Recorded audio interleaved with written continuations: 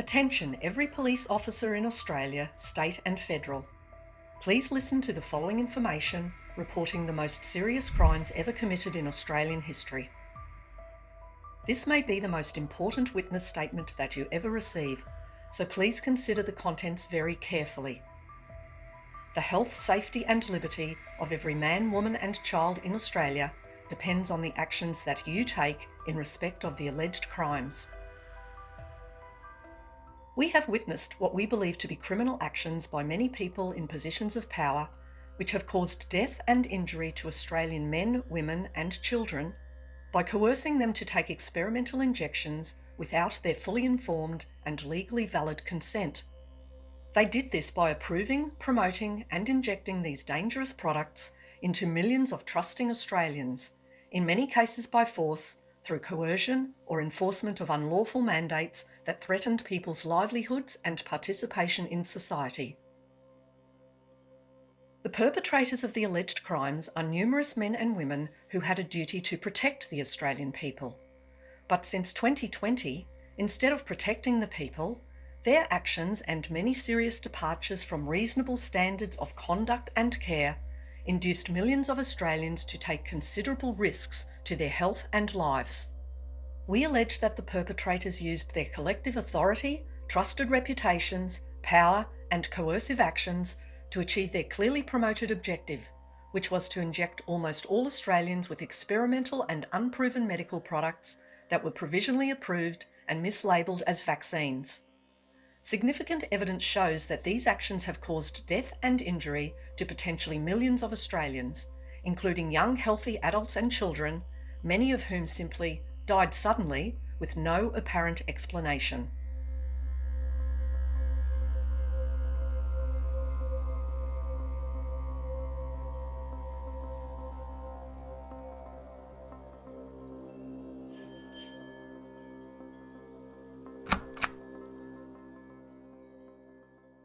Those involved in approving, promoting, mandating and injecting the experimental products include politicians, government regulators and advisors, public servants and officers, representatives of various medical bodies and other Australian institutions, doctors, pharmacists, nurses and scientists, business and union leaders, company officers and members of the media. Mainstream media has been largely silent on these alleged crimes to date. Although reports of ambulance ramping, sudden deaths and surges in diseases are reported on a regular basis, there is rarely any reference or inquiry as to what the cause may be. However, the Courier Mail reported in June 2024 that COVID-19 vaccines have been linked to an increase in worldwide deaths, according to a new study. According to the study published in British medical journal Public Health, the trend raised serious concerns as they urged government leaders and policymakers to thoroughly investigate the underlying cause of persistent excess mortality. But this and numerous other calls for inquiries and investigations into excess deaths and the risks and impacts of the COVID-19 vaccines have been ignored. It is clear that our health regulators and leaders in government and major institutions are not going to investigate themselves or voluntarily admit to any part that they may have played in committing the alleged crimes. We therefore ask the Australian Police, if you will not protect the people of Australia by investigating these alleged crimes without fear or favour, then who will? To whom should the people of Australia turn for protection of our lives and liberty, if not the Australian Police? We call on Australian police detectives to investigate the alleged crimes and pursue prosecutions. This is necessary in order to deliver justice and remedy to the victims and hold offenders accountable to prevent further crimes of this nature from being committed in the future. It is also important to expose the impacts of the alleged offences so that doctors are free to openly share what they have learned about the harms of the COVID-19 vaccines and the treatment protocols that they have developed. There are well-informed doctors who can help the vaccine injured, but many are being slandered and silenced, which is preventing the medical community from learning how to identify and treat COVID-19 vaccine injuries. To assist your investigations, we provide in this witness statement details of the victims, the alleged crimes, the offenders, possible motives, the weapons, the evidence, and the intent and means in respect of lethal offences which we believe have been committed against the people of Australia. We believe the information and evidence presented clearly shows there was no pandemic of death in Australia, safe, effective COVID-19 treatments were available from 2019, so there was never a need for new experimental vaccines. Experimental products were injected without fully informed and legally valid consent. These injections have caused significant harm and death, and our government leaders and regulators failed to protect the people by ignoring calls from independent experts to stop the shots, investigate the reported COVID-19 vaccine deaths and injuries, and conduct critical safety testing that has not yet been done on the experimental COVID-19 vaccines.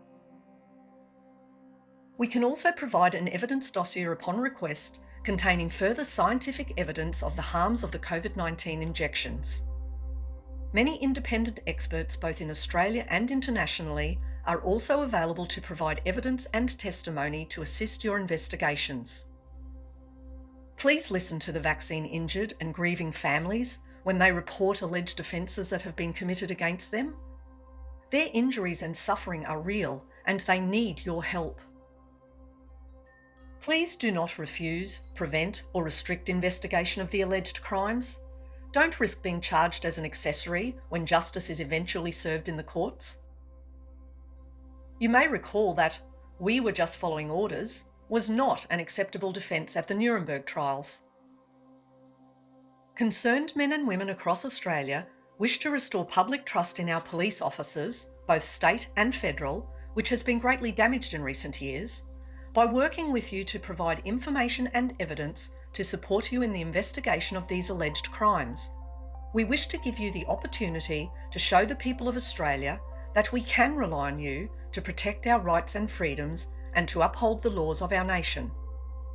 No one is above the criminal code of law, so the perpetrators of these alleged crimes must be held to account to restore trust in the institutions of our great nation upon which we all rely for safe, healthy, and prosperous lives.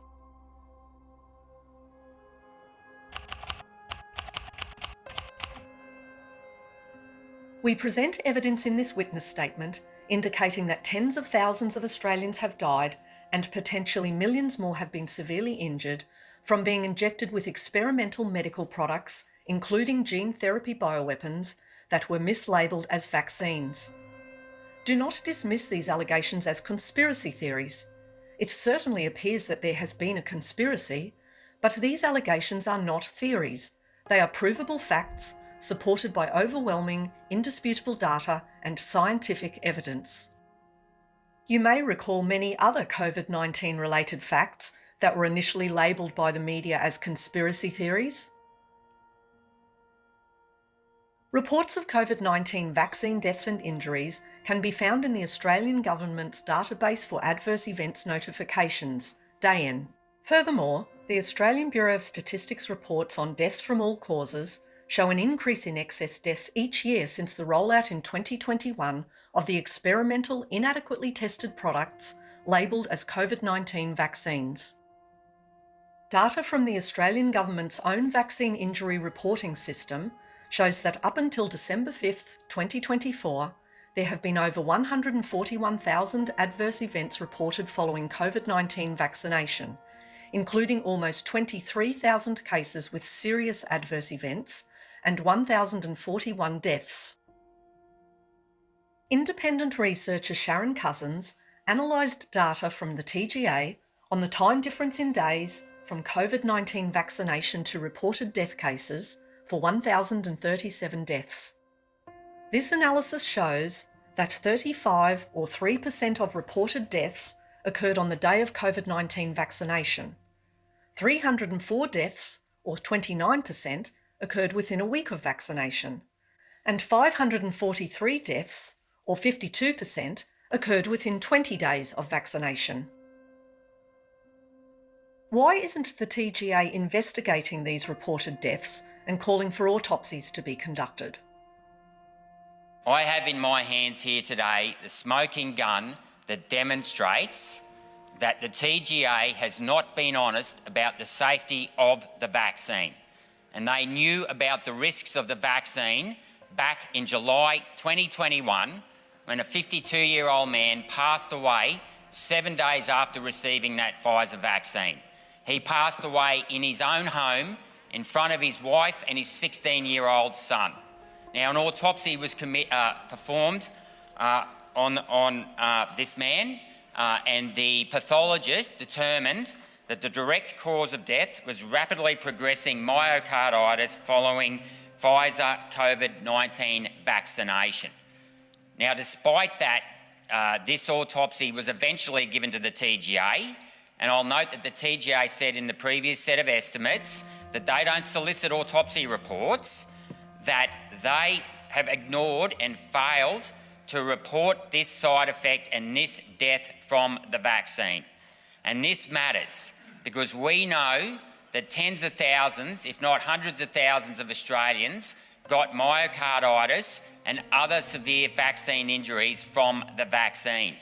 Now, if we can't trust the TGA to be honest about this, if we can't trust the TGA to follow due process, then we have got serious issues.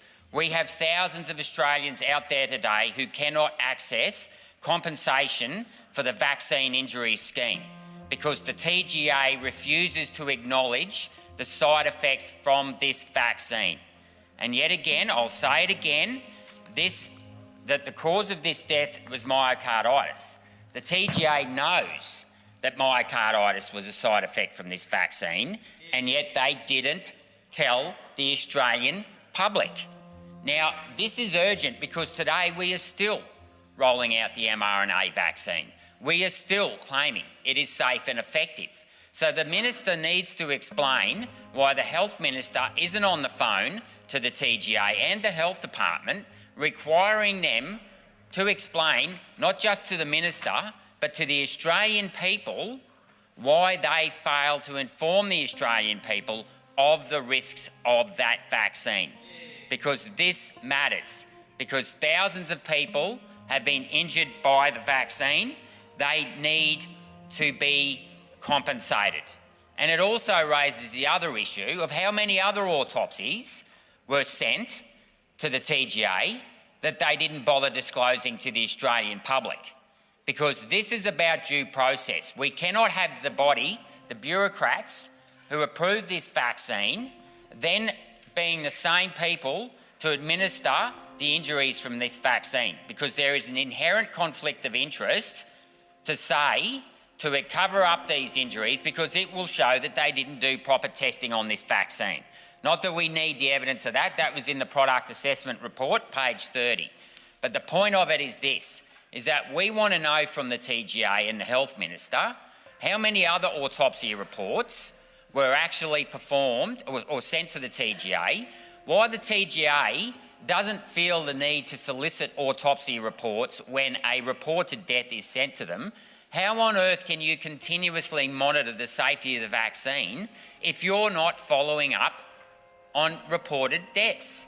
Now, we know that the TGA never rang the family. We know that the family has never even been compensated by the Australian government. What sort of government do we have when we mandate the rollout of a vaccine, we don't warn people about all the risks of the vaccine, and then when they get injured, we leave them without any government support whatsoever? This, I say to my fellow colleagues, is the smoking gun that demonstrates that the Australian people and even you people in this chamber were misled. I am asking you today to support my motion to ask the Minister to explain why the TGA isn't held to account for the damage they have caused. Whilst these reports of deaths and injuries are alarming, it is well accepted by authorities that the cases reported to government databases typically represent only a very small fraction of the true injuries and deaths. Most people and most doctors simply don't report vaccine injuries. The famous American Harvard Pilgrim Healthcare study of the USA's Vaccine Adverse Events Reporting System, VAERS, concluded that fewer than 1% of vaccine adverse events are reported. And a similar rate of underreporting was noted in the COVID-19 Response Inquiry Report released in October 2024 by the Australian Government. Under the heading of COVID-19 Vaccine Claims Scheme and Vaccine Safety, it stated that statistics from a survey conducted by the National Centre for Immunisation Research and Surveillance show 43.7% of participants in their AusVac safety report had at least one adverse event, but only 0.9% reported visiting a GP or emergency department. So based on this underreporting rate of 99%, confirmed by both US and Australian studies, as many as 104,000 deaths may have occurred directly from COVID-19 vaccines and 2.3 million serious adverse reactions. That is almost 1 in 10 Australians who may have been seriously adversely affected by these products, taken under the assurance by all government leaders and health authorities that they were safe and effective. Australia is working hard to ensure we all have access to safe, effective and free COVID-19 vaccines. But even so, I think that demonstrates that we do need to continue to stress the vaccine as the vaccines as being safe and effective. What's the message for the public?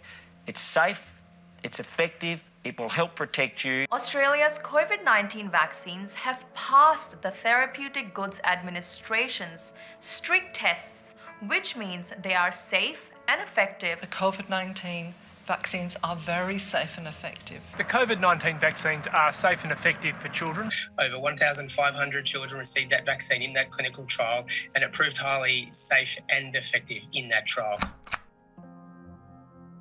Ever since taking the trial COVID-19 vaccine from Pfizer in 2020, 14-year-old Maddie DeGarry has experienced extreme reactions and had to be placed in a wheelchair.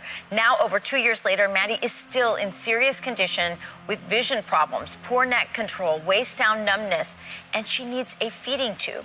Stephanie DeGarry is Maddie's mother, and she joins us now. Has anyone from Pfizer or the federal government reached out to you to see what is going on with Maddie and why she has not recovered from this trial vaccine? No, they have not. I feel like we're living in a horror movie, to be honest with you. I don't know how else to describe it. And it's fascinating because you would think that Pfizer would want to know what happened to the children in their trial. And our federal government continues to recommend the vaccine for children and even babies. What are your thoughts on that? They should not be recommending this for children or babies. There's no benefit to it. There's only bad things that are going to happen, and there's more and more kids that this is happening to. And worse yet, they're dying. After Pfizer and the federal government and our health officials ignored what happened to your child, and it is serious what happened to her, very serious, you tried to join a Facebook group, a community of other vax-injured people, and they took down the group. They won't even let you get support from other people who are experiencing. Why do you think that was censored, that those groups were taken down from social media? Why does the government and Pfizer want to make you feel isolated? So there are several groups that were taken down. You basically had to talk in code. I think that they wanted to take them down because they didn't want the truth out.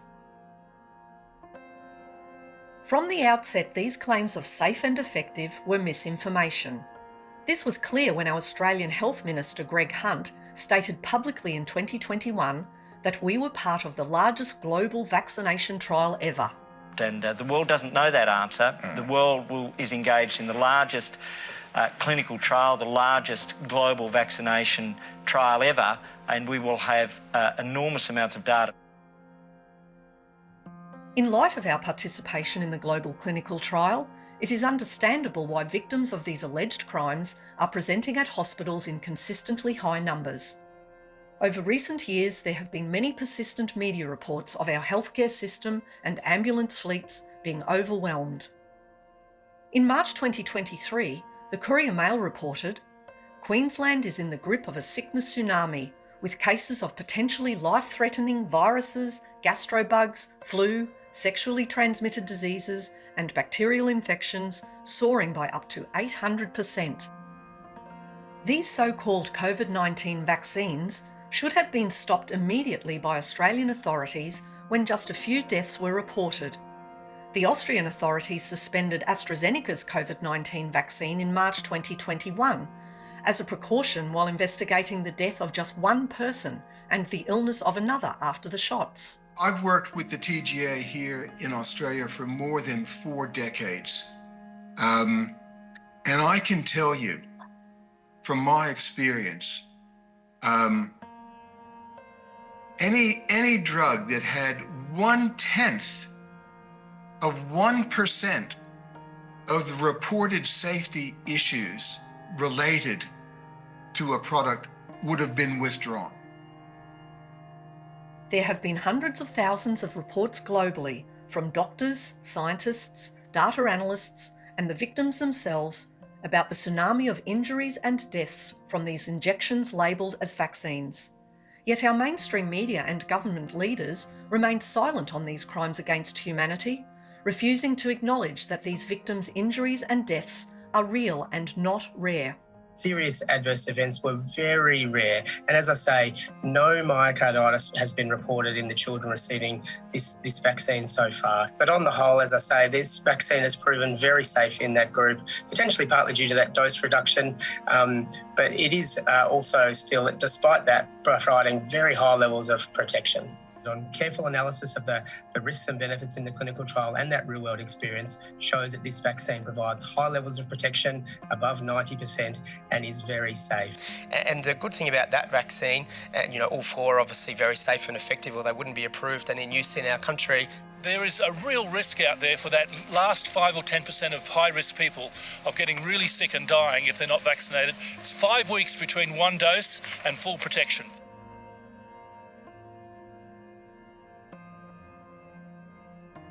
Russell Broadbent, member for Monash in Victoria. COVID-19 vaccine injuries have taken a toll on thousands of Australians and their families. And many are still suffering and struggling with the impacts. Over the weekend, the Daily Mail in Brisbane reported on 2 women who have suffered horrific vaccine injuries. It's clear from the comments online that there's a growing groundswell of vaccine-injured Australians that are rightly fed up with being ignored and abandoned. The COVID compensation scheme was supposed to be a quick and easy access safety net because the government acknowledged that there were risks. They just didn't advertise it.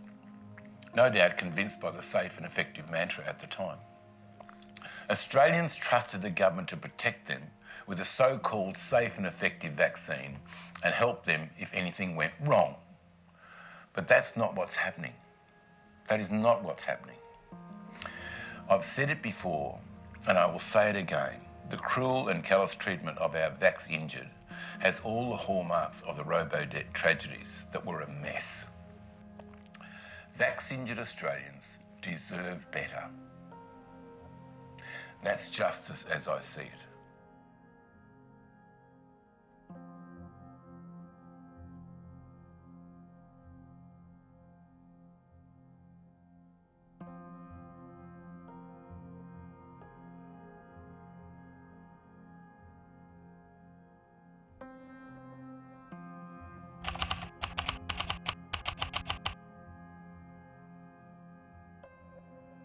The alleged criminal actions are that dangerous poisons, mislabelled as vaccines, were approved, promoted, mandated and injected into millions of Australians under coercion and without their fully informed and legally valid consent, causing injuries and deaths.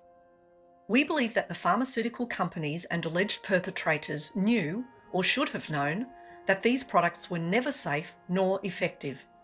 This allegation is supported by numerous reports in the public domain from world-leading doctors, scientists, data analysts and lawyers, and even the manufacturers of these products. The materials masquerading as vaccines were designed intentionally to harm the people who received them.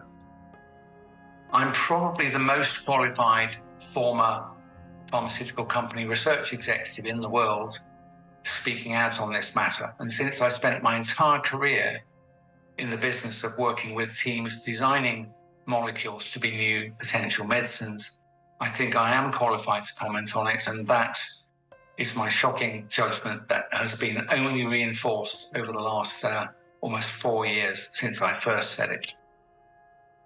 Yet in spite of the overwhelming reports of death and injury, alleged offenders continue to this day to promote these products to the Australian people and inject them with these dangerous poisons. At worst, this may be organised crime, bioterrorism or genocide. At best, this is criminal negligence, misfeasance, malfeasance or misconduct in public office, as well as false advertising and fraud on the people of Australia. We allege that offences have been committed which have caused a significant number of deaths and injuries to Australian people and which are clearly crimes against humanity. We allege that the suspected perpetrators worked together from 2020 in a planned and coordinated effort, lied to the people, made false claims, presented false and misleading data, invoked fear, silenced experts, broke numerous domestic and international laws and treaties, and covered up evidence of death and injury. We allege that these actions were taken to coerce all Australians, under threat of losing their livelihoods and participation in society, to accept being injected with experimental drugs which included gene therapy bioweapons. We believe the crimes that may have been committed include criminal negligence, misfeasance in public office, malfeasance in public office, misconduct in public office, fraud, false advertising, assault and or battery, gross negligence manslaughter, corporate manslaughter, murder and conspiracy to commit murder, conspiracy to commit grievous bodily harm, conspiracy to administer a poisonous and noxious substance to cause serious harm and death, corruption, blackmail, organised crime, terrorism, bioterrorism, genocide, torture, false imprisonment, multiple breaches of our human rights, war crimes, violation of the Nuremberg Code 1947 on medical experimentation on humans, crimes against humanity under the Nuremberg Code, and treason. There are so many Australian and international laws and treaties that the alleged offenders should have abided by to protect the Australian people from these alleged crimes. But those in power trampled all over our human and legal rights with complete disregard for the death, pain and suffering that they were causing. The actions that led to the deaths and injuries of so many Australians were not just civil matters to be addressed under civil proceedings.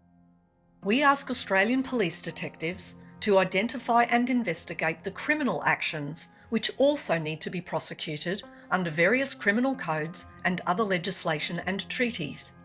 Each perpetrator must be charged criminally for any crimes that they have committed. CDC told us and the FDA told us it stays in your arm. We know that's a lie. And it's a toxic protein that gets distributed to every organ system. Man-made toxin. Oh yes, this was man-made. Yeah. Boosters that must be stopped. We need to stop injections immediately, and all of you are saying that. Yes. You've described this as the largest crime ever. I regard it as the crime of the century, yes, because of the insistence of putting this into young adults and children, and the fact that they're trying to use this as a big cover-up for messenger RNA to be the standard vaccination mechanism of the future. I mean, this is gene therapy in children. I mean, the outcome could just be truly catastrophic. 6 billion people have had these vaccines. I mean, that's over 75% of the world's population are at risk of long-term problems with this that we haven't even started to scratch the surface of. We're talking about serious vaccine injury, and the medical community doesn't want to recognize this disease, doesn't want to investigate it, doesn't want to look at treatment strategies for a population, as you said, of over 400 million people who are severely injured and disabled. Angus has said this is well, I don't know, he says the crime of the century. Maybe it's the biggest crime in history because of the number of the number of people that have been injured and killed by the so-called safe and effective vaccine.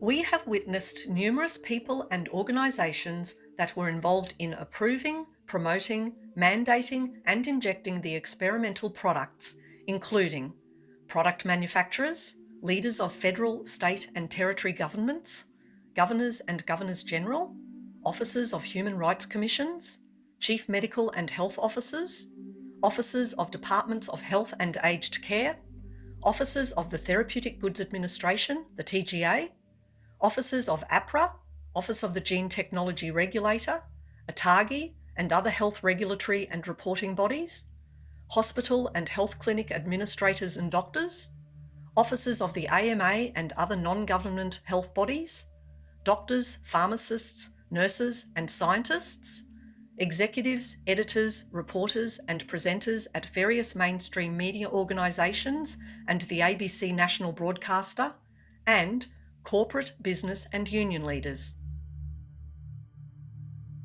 We ask police detectives to identify and investigate all offenders involved in the alleged crimes.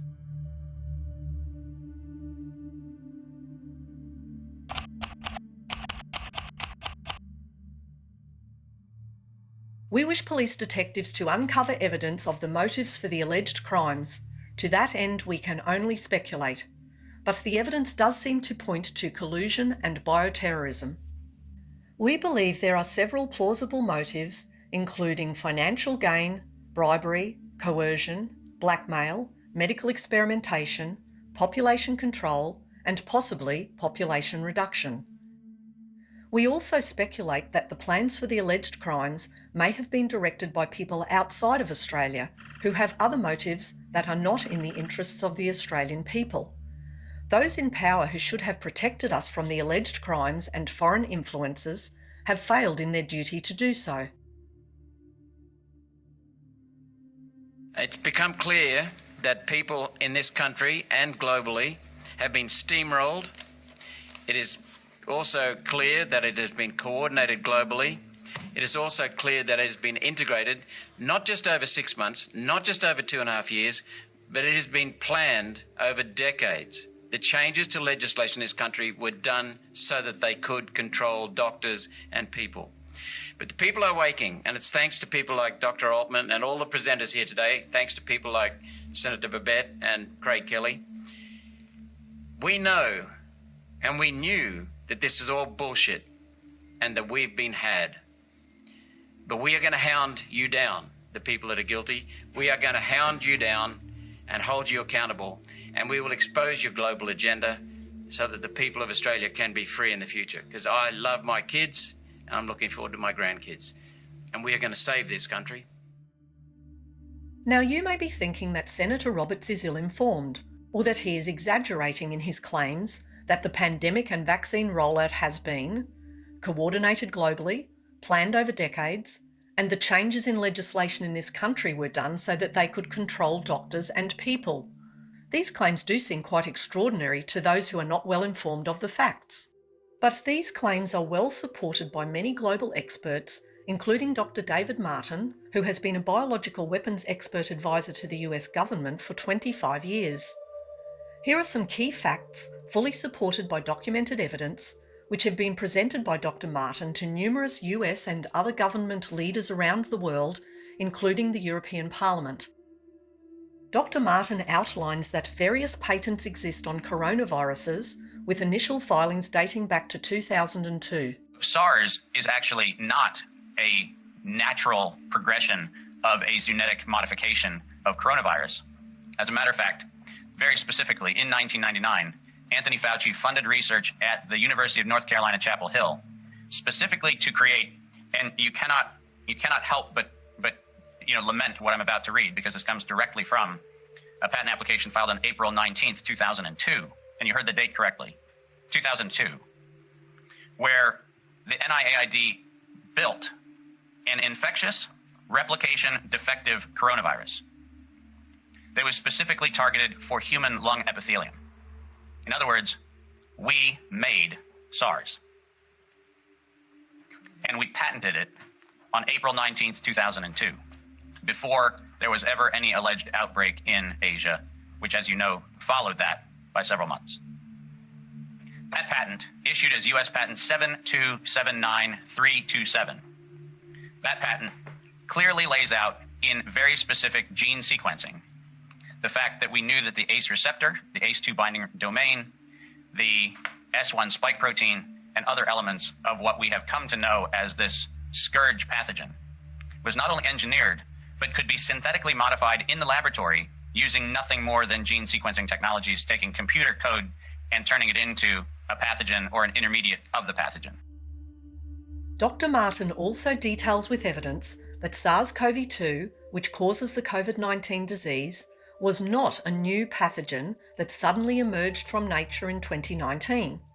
The Australian public were told that this was a natural mutation of a bat virus, which originated from a wet market in Wuhan, China. These were blatant lies promulgated by numerous leaders around the world, including our own Health Minister Greg Hunt. But COVID-19 was not a new novel disease, as the Australian public were told. It was funded to become a bioweapon through gain-of-function research. Gain-of-function is medical research that genetically alters an organism in a way that may enhance the biological functions of gene products.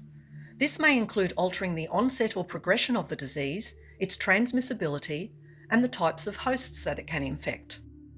US officials grew uneasy after the publication of new gain-of-function papers and several accidents in US biocontainment labs. So in October 2014, they announced a pause on funding for gain-of-function studies. Yet studies on the SARS-CoV-2 pathogen were allowed to continue at the Wuhan Institute of Virology in China. It now appears that the research there was funded by the US government via a non-government organisation known as the EcoHealth Alliance. The former head of the CDC in America, Robert Redfield, has stated this in recent publications. Dr. David Martin outlines clear evidence of a plan to release the SARS-CoV-2 virus. The vaccine is a countermeasure that the people were told would protect them from the COVID-19 disease. The overall flow of what became what we called COVID-19 that allegedly took place in 2019 December did not start in 2019 at all. As a matter of fact, my first briefing on the SARS bioterrorism threat was in 2002. In 2005, and a lot of people don't like when I use this language, and I apologize if I've offended anybody, but the reason I use it is because it is the language used by the perpetrators. This was funded to be a bioweapon for civilian deployment in 2005. And by this I mean the SARS coronavirus was actually funded to become the bioweapon of choice in 2005. And beginning in 2005, the gain-of-function research that you've all heard about multiple times was actually jointly commissioned by NIAID and by DARPA to be the bioweapon choice used, and I quote, for biological warfare enabling technology. In 2010, when Moderna started as a corporation, its early patents were filed around modifying mRNA for the purpose of ultimately responding to biological threats, none of which existed. And when the gain-of-function moratorium was put in place in 2014, in October of 2014, Anthony Fauci's NIAID sent the University of North Carolina Chapel Hill a note saying that they were authorized to continue their gain-of-function research on, are you ready for this? Not just SARS coronavirus, ladies and gentlemen, the Wuhan Institute of Virology Virus 1. Did you hear the date that I just gave you? That was October of 2014. That the NIAID authorized gain-of-function research on the Wuhan Institute of Virology Virus 1 for the purpose of weaponizing it for the promotion of the global acceptance of a vaccine. And a lot of people say, well, Dave, but my gosh, and by the way, all the references are here. This is not a raving lunatic. This is just me reporting the facts, which I've done as a biological weapons expert for the U.S. government for the last 25 years.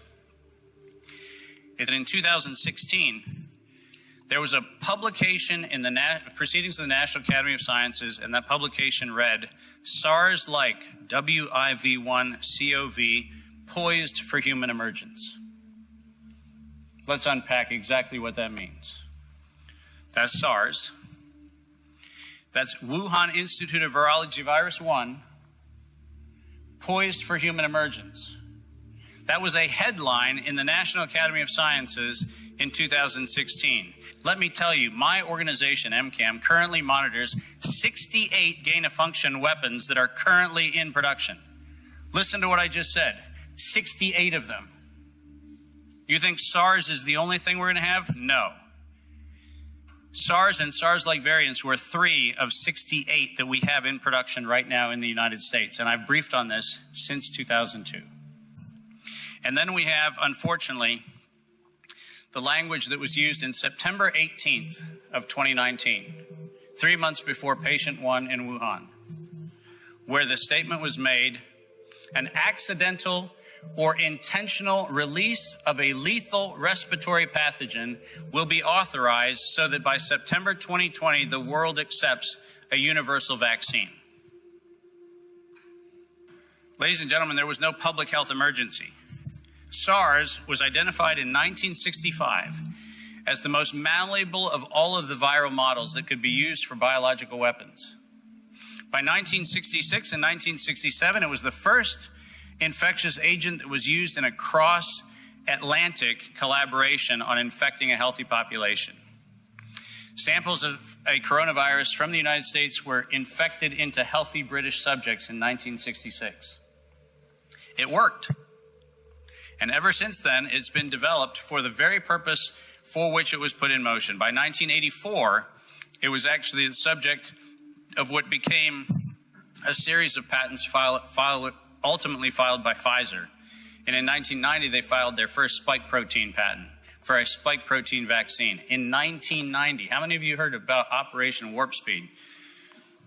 And when the CDC filed the patent illegally in April of 2003 on the coronavirus allegedly isolated from humans, they had to actually pay the patent office after the patent office on 3 occasions ruled the patent invalid and unenforceable. They had to pay to take over the ownership of SARS coronavirus so they could control the economic gain from that particular pathogen. Never forget this particular quote. And those are the perpetrators: Ralph Baric at the University of North Carolina, Chapel Hill, Anthony Fauci at NIAID, and Peter Daszak at EcoHealth Alliance. Their official statement, this is not me spinning or quoting or anything, this is actually straight out of their publication, their presentation to the National Academy of Sciences. To sustain the funding base beyond the crisis, we need to increase the public understanding of the need for medical countermeasures such as a pan-influenza, pan-coronavirus vaccine. A key driver is the media, and the economics will follow the hype. We need to use that hype to our advantage to get to the real issues. Investors will respond if they see profit at the end of the process. Ladies and gentlemen, this was murder. It was not public health. And we need to stop pretending it was something other than what it was. People died. And people died of medical countermeasures that actually were known to be biological weapons in 2005. They knew they were participating in a program that the World Health Organization's Global Preparedness Monitoring Board in September of 2019 stated was going to be the accidental or intentional release of a lethal respiratory pathogen, ladies and gentlemen, not any respiratory pathogen. They used the word lethal. And you know what that means? That means this is premeditated murder. That's what it means. We will show data from Australia and globally which clearly demonstrates that the COVID-19 virus itself was no more lethal than the seasonal flu, but the mRNA vaccine countermeasures were dangerous bioweapons that were planned for widespread release to the global population. Evidence presented by Dr. Martin brings into question whether deaths and injuries from these COVID-19 mRNA vaccines were the result of premeditated crimes.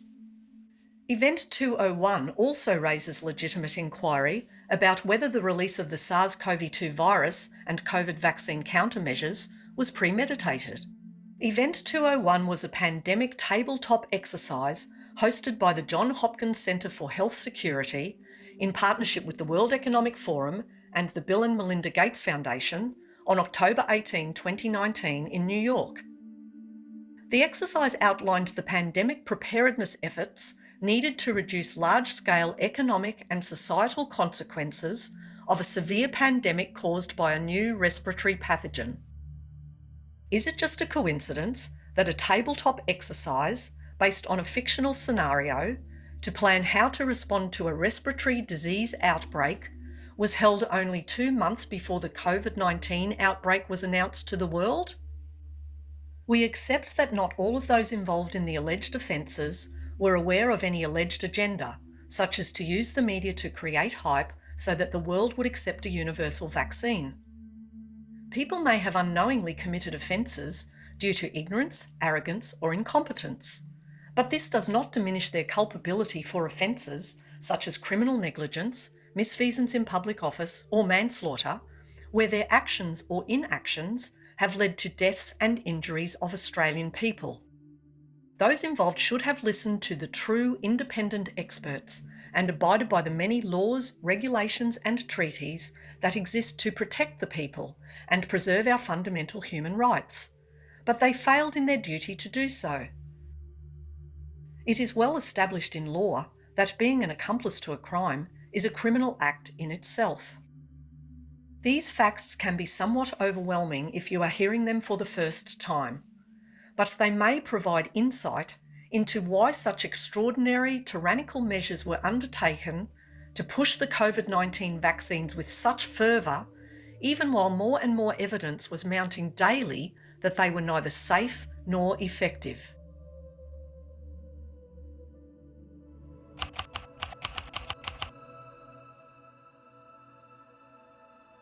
Three key weapons were used to commit the alleged crimes.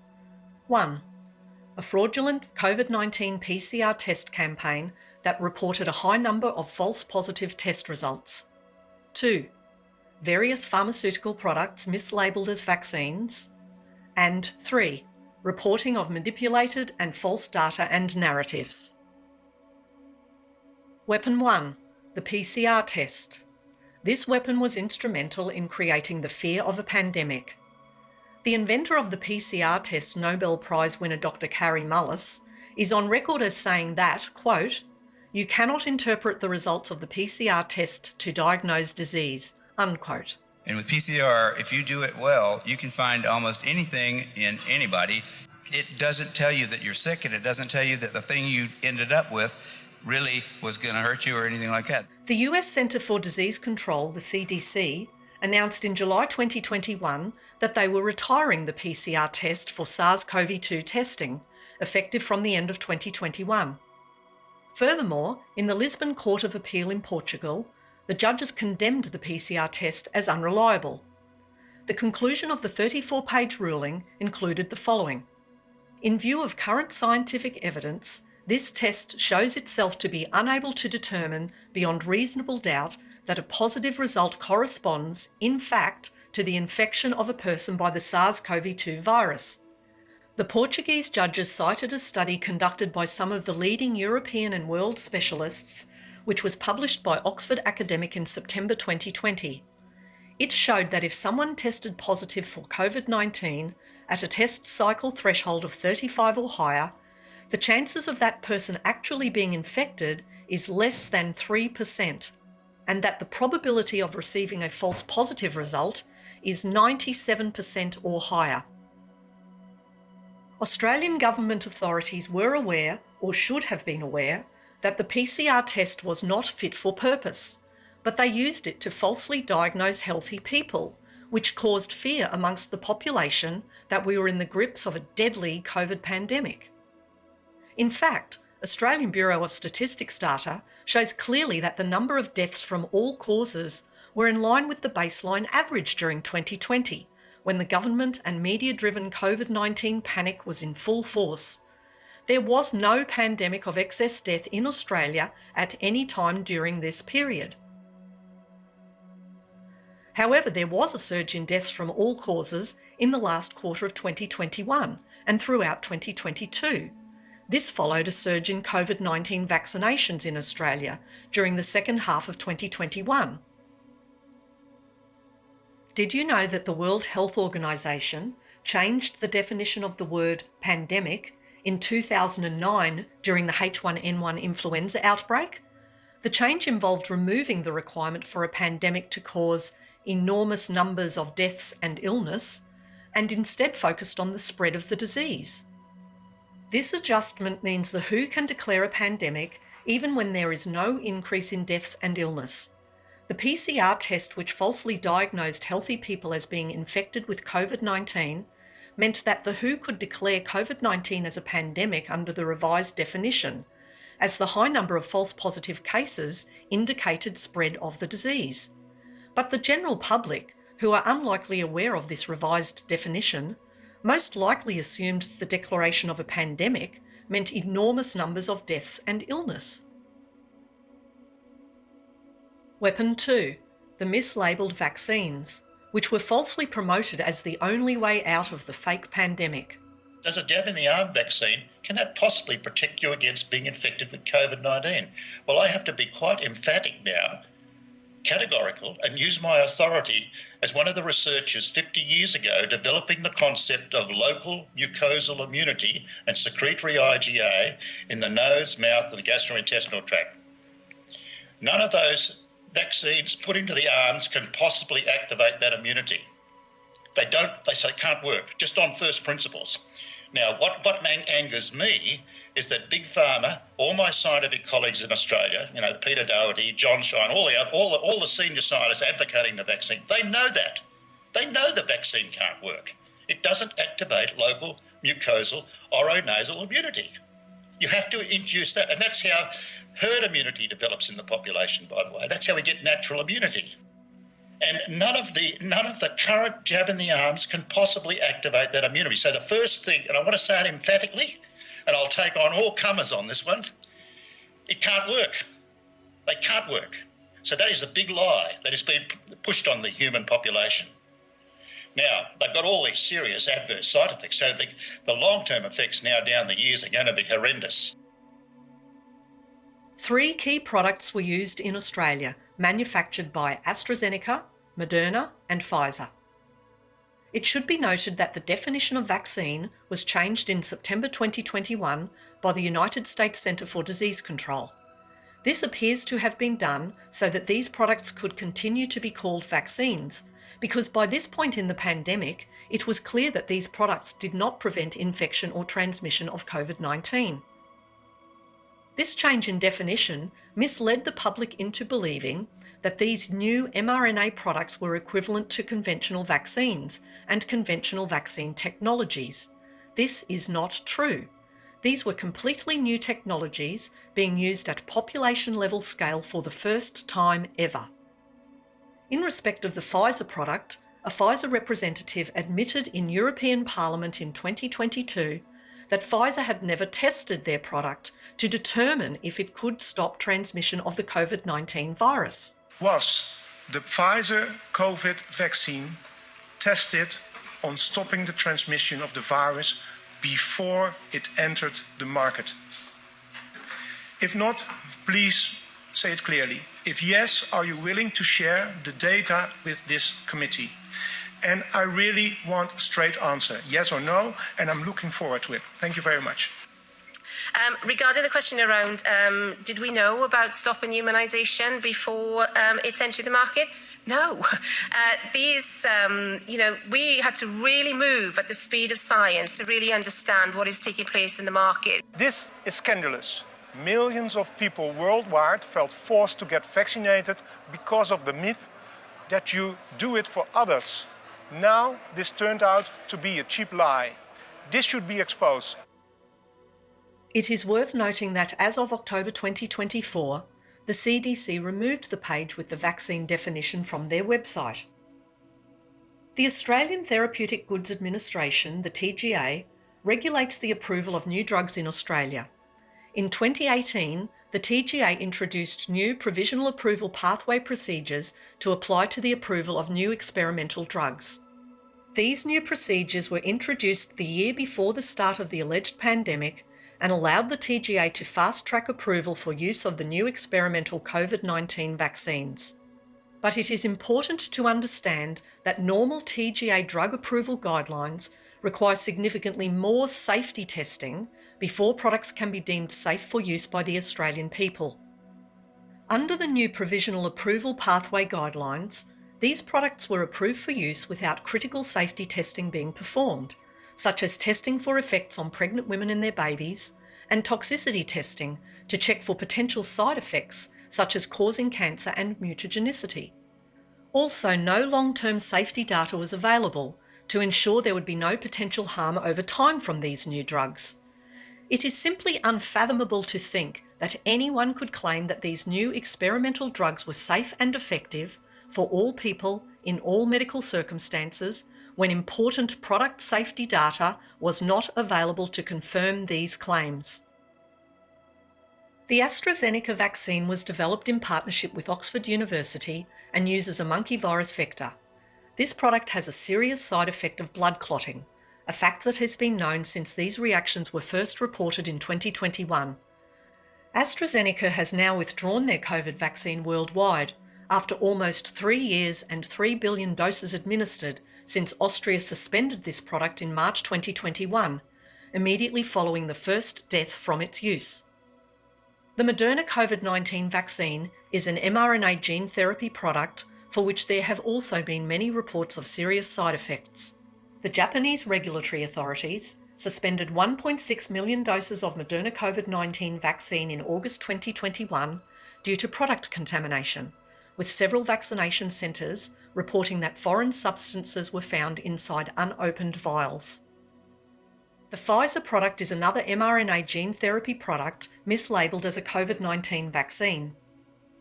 The TGA granted provisional approval to the Pfizer gene therapy without first obtaining review and approval by the Office of the Gene Technology Regulator, as required in Australia for all gene therapies. This was a concern raised by Senator Rennick in a Senate hearing in October 2023.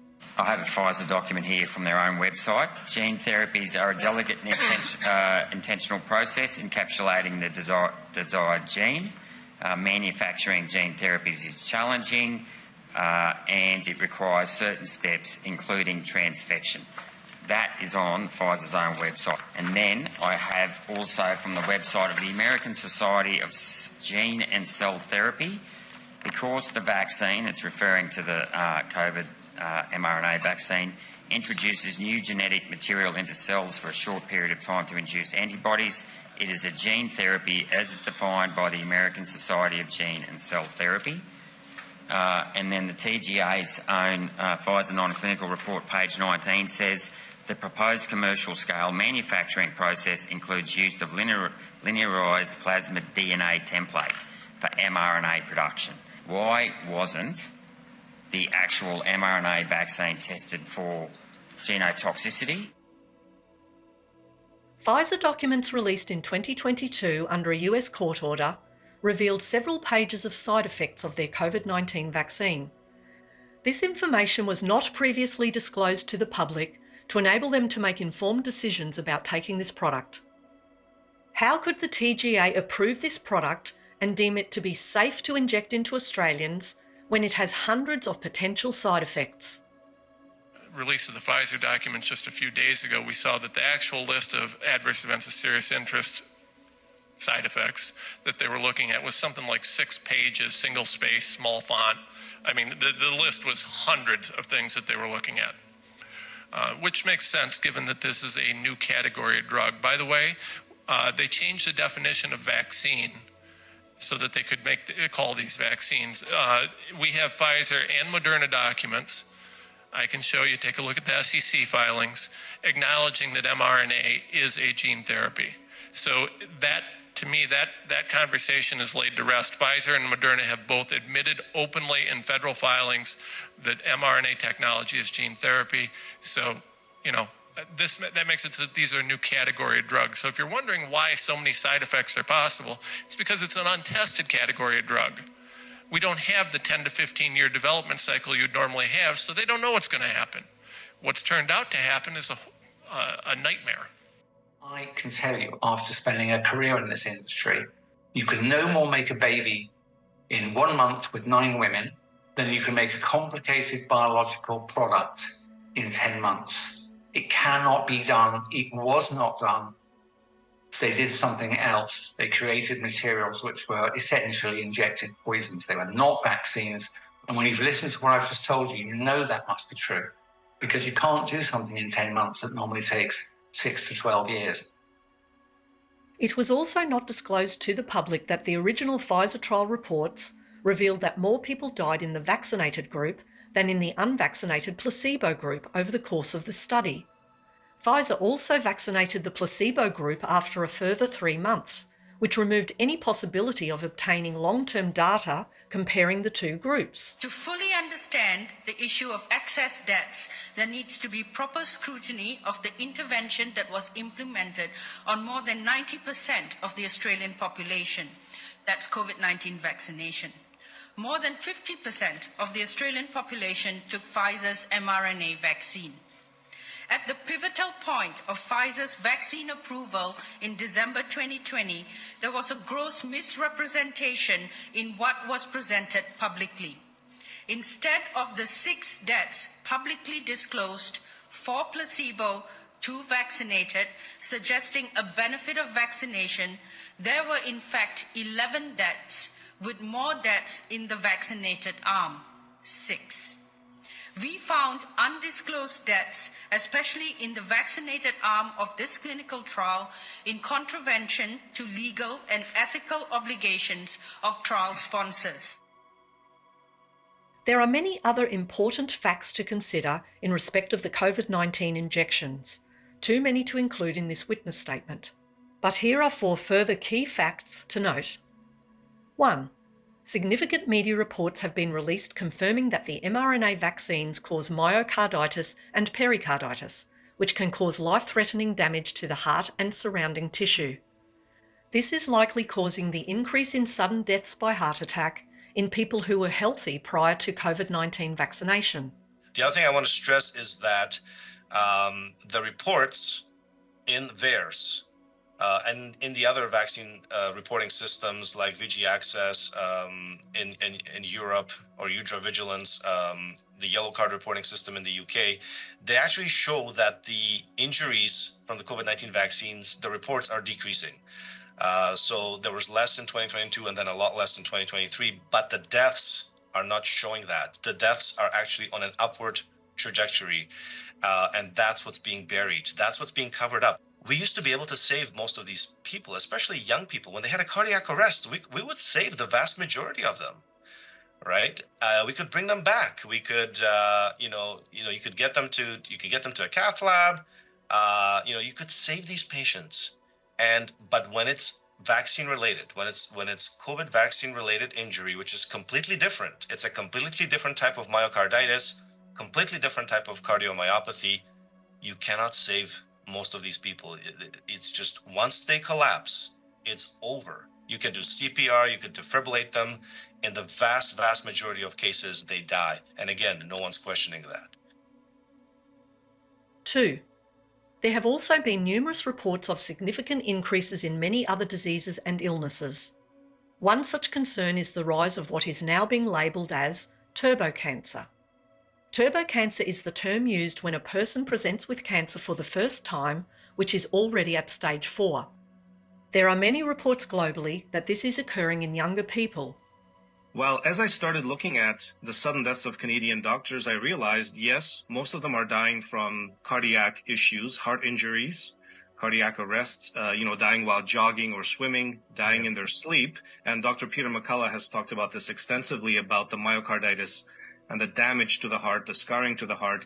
And then some were dying from blood clots, pulmonary emboli, strokes. But then there was quite a large subset of doctors who were developing extremely aggressive cancers. And cancers at an age that they shouldn't be getting. So, for example, there was a doctor who developed gastric cancer in his 30s. Presented at stage 4, he was dead in less than a year.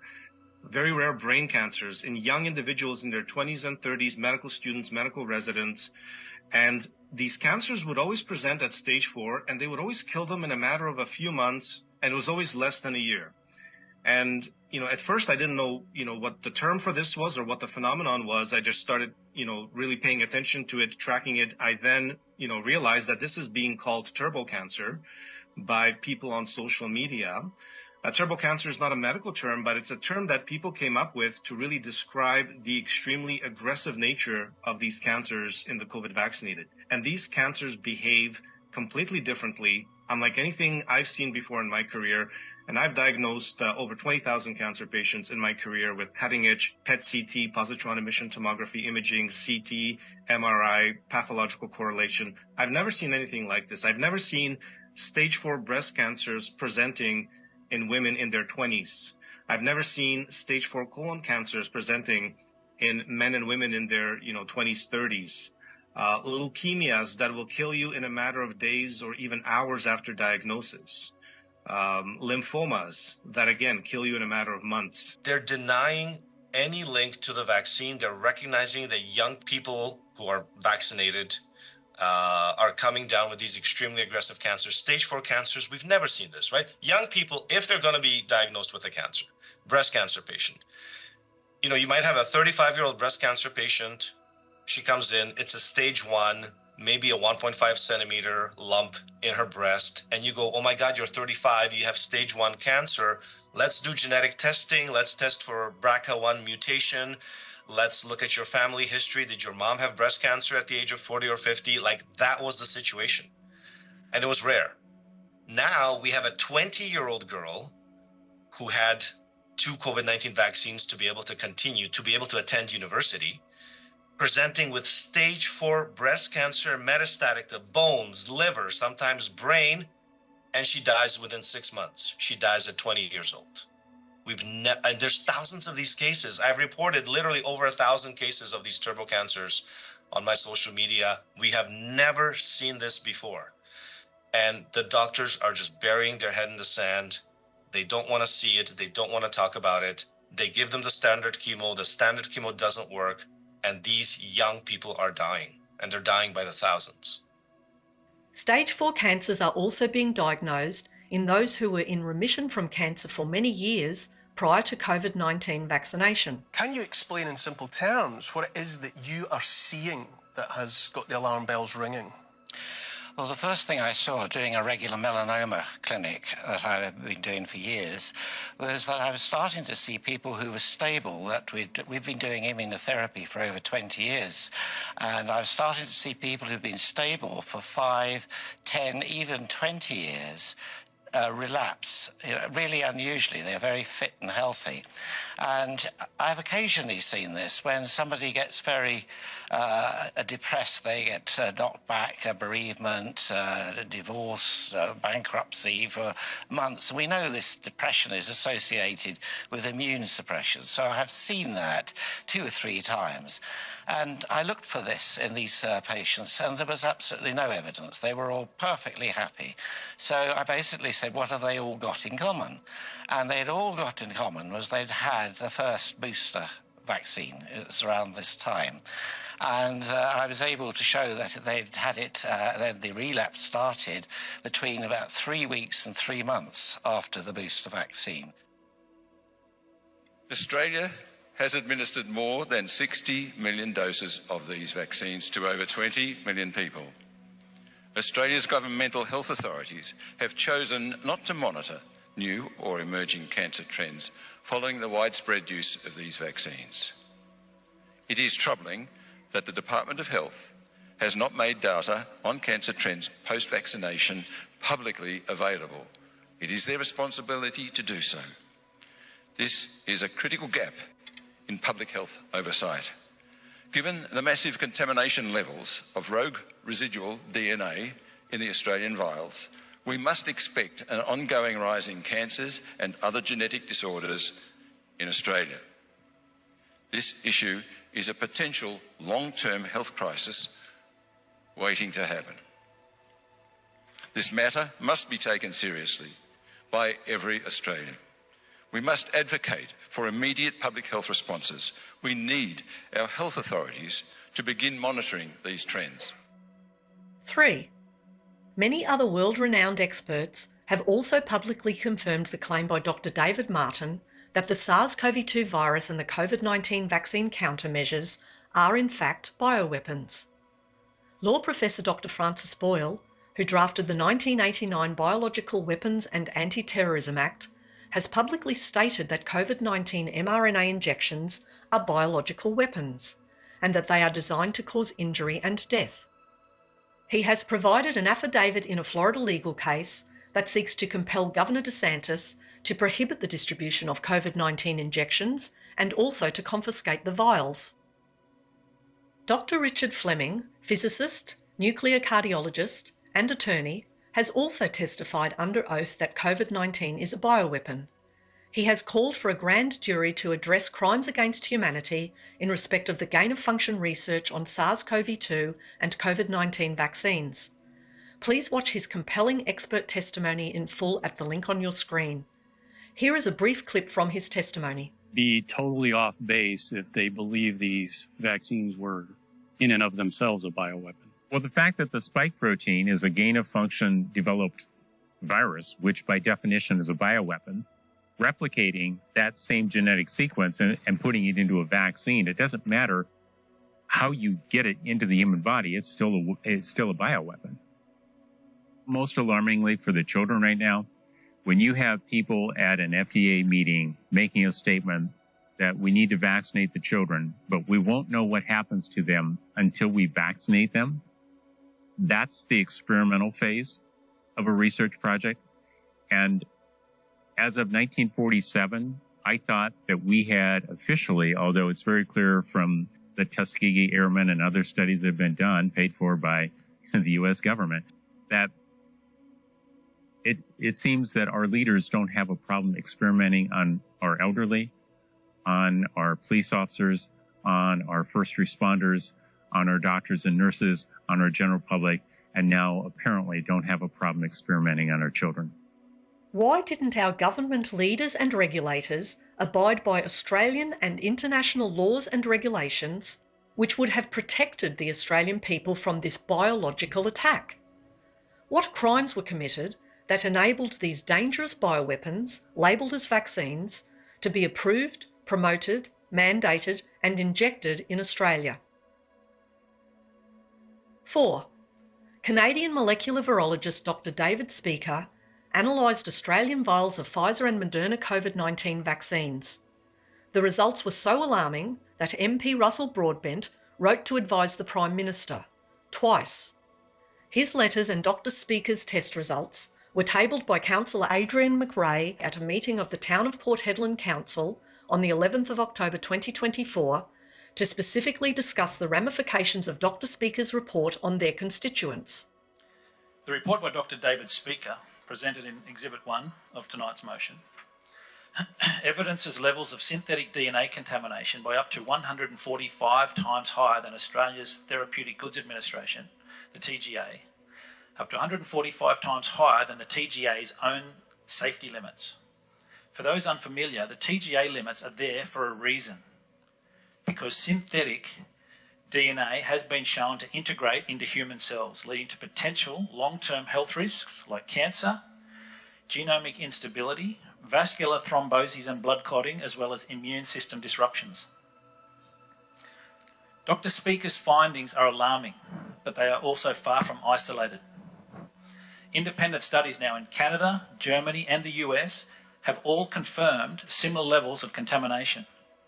International experts, including some of the world's leading oncologists, geneticists, virologists, immunologists, microbiologists and biochemists, have joined forces to warn governments around the world, including our own government, about the dangers these contaminants pose. This is why the Honourable Russell Broadbent MP, the federal member for Monash, has written multiple letters to the Prime Minister, urging an immediate investigation and suspension of these vaccines. Yet the response from our government has been nothing but silence. Not a word from the Prime Minister, not a word from the Minister of Health, despite receiving clear scientific evidence that millions of Australians could be at risk, including those folks right here in Port Hedland who were forced to take these experimental shots and continue to take these dangerous shots, yet the government has chosen to remain silent. We now have evidence that has been undoubtedly forwarded and shared with the Attorney-General Mark Dreyfus and with the Secretary of Health Blair Comley, that the contamination is significant. It's widespread and it's downright disturbing. Yet none of these high-ranking officials has stepped forward to address this publicly. None has even attempted to explain why this contamination was allowed to go on for so long unnoticed. But let's talk about what this means for us, the residents of Port Hedland. Exhibit 3, the science summary attached to Mr. Broadbent's second letter, presents a stark reality. In every vial of Australian-sourced mRNA vaccine, every single shot tested by Dr. Speaker, the levels of synthetic DNA contamination were so high that one shot could contain as many as 24 trillion synthetic DNA fragments. Trillion with a T. Think about that. Each one of us has around 37 trillion cells in our body, and one shot could be putting 24 trillion foreign DNA fragments into our bloodstream, with potentially billions of those fragments being the simian virus 40, SV40. SV40 is a genetic material that has been known for years to cause cancer. The science summary makes it clear. Only 3 to 10 of these SV40 fragments are needed to trigger what is called insertional mutagenesis, which is a scientific term for cancer-causing genetic changes. When I say 3, I mean 3. Not 300, not 3,000, not even 3 million. If just 3 to 10 fragments are needed to begin the cancer mutation process, what happens when someone receives billions of these SV40 fragments in a single shot? What happens when these contaminant shots are administered multiple times, as they have been, to millions of Australians, including Australian children? I've got a Freedom of Information Act, Freedom of Information request from probably one of Australia's leading independent investigative journalists, Rebecca Barnett. And she wanted to find out what methods our government was using, our TGA, it's not even our government, it's a bureaucratic establishment, what methods they were using to test for this contamination or lack of contamination, of DNA contamination in our COVID-19 vaccines. And I could show the council's seen. It's just a bunch of blank redacted pages, as you'd expect from the TGA when they're going through their usual butt-covering exercises. But one thing they forgot to redact was the actual lines which said exactly their method of testing, which is a system called quantitative polymerase chain reaction, qPCR. On page 16 of Moderna's patent for this mRNA technology tells you exactly how not to find excess DNA fragments. And what they tell you to do is don't use qualitative polymerase chain reaction, qPCR. Exactly what our TGA is using to gaslight anyone that asks questions about these vaccines and saying, no, they're safe, we've tested. They're using a testing method that deliberately doesn't find the contamination. On 23rd of October 2024, Port Hedland Councillor Camilo Blanco wrote to all local government councils and shires in Australia to advise them of Dr. Speaker's findings and Russell Broadbent's letters to the Prime Minister. Concerned Australians are also asking their local councillors to follow the lead of the town of Port Hedland to protect the people. As of the recording of this witness statement, 5 councils have responded. Here are some highlights of presentations at other council meetings around Australia. Councils across Australia are being approached by ordinary people like me, following the Port Hedland Council historic motion on the 11th of October 2024. An excellent resource website called porthedlandmotion.info has been painstakingly developed to help councillors, councils, medical and health professionals, politicians, media and everyday Australians. As we liaise with councils, we are ambassadors for truth and for public health and safety, because those watching across Australia and globally are extremely alarmed at the information of the high levels of DNA contamination that have been found in Pfizer and Moderna files, and this has been known since 2023 via Japanese scientists and laboratories across the world, including the recent report, which I will table, dated the 9th of September from Dr. David Speecher in Canada, a virologist. The West Tamar Council in Tasmania and Ceduna Council in South Australia have also agreed to support this Port Hedland Council motion as a matter of public importance as it relates to community and public health and safety. Delivered within lipid nanoparticles which can cross every membrane in the body, including the blood-brain barrier and the placenta, a substance that biodistributes to the heart, brain, liver, kidneys, ovaries and testes, even the bone marrow. Designed to hijack our cellular machinery to produce the maximum possible quantity of a foreign pathogenic spike protein. These biologics are the most hazardous therapeutics in existence, and as such should have been subjected to the most rigorous safety testing possible. Now it's left to the general population, the guinea pigs, to prove harm. And prove it we have, but has the TGA listened? I'm here to tell you that what I'm seeing and hearing in the community is a looming medical disaster that will make the thalidomide scandals pale in comparison. The side effects from these mRNA vaccines are not very rare as the media would have us believe. There are more adverse events reported for the COVID vaccines in their first year of rollout than for the total adverse event reports for all non-COVID vaccines over the past 50 years. The evidence is now overwhelming that the mRNA synthetic gene injections, falsely marketed as vaccines, were deadly. My own workmate was only 40, extremely fit and healthy and loved by all. Suddenly out of the blue diagnosed with stage 4 cancer and dead within a couple of months. He leaves behind a devastated widow. Cancer used to be a disease that predominantly affected the elderly. Now it's killing many more children and healthy young adults. Just about anyone you speak to has a similar story, a family member or friend who died suddenly or is suffering debilitating illness after taking this deadly jab. We heard from Avril on Monday night of a healthy 17-year-old cousin who died a week after taking the jab. I recently spoke to a local nurse from Port Macquarie Base Hospital who took the jab reluctantly to keep her job, then woke up in intensive care with breathing tubes and had to undergo a tracheotomy. That nurse wanted to speak at the public forum but was unable to do so. A local pharmacist called me this week and relayed that the number of people on medication for severe immune disorders has increased tenfold in the last year. These are rare and expensive medications. He said IVF treatments, Alzheimer's treatments and many others have increased by a similar magnitude.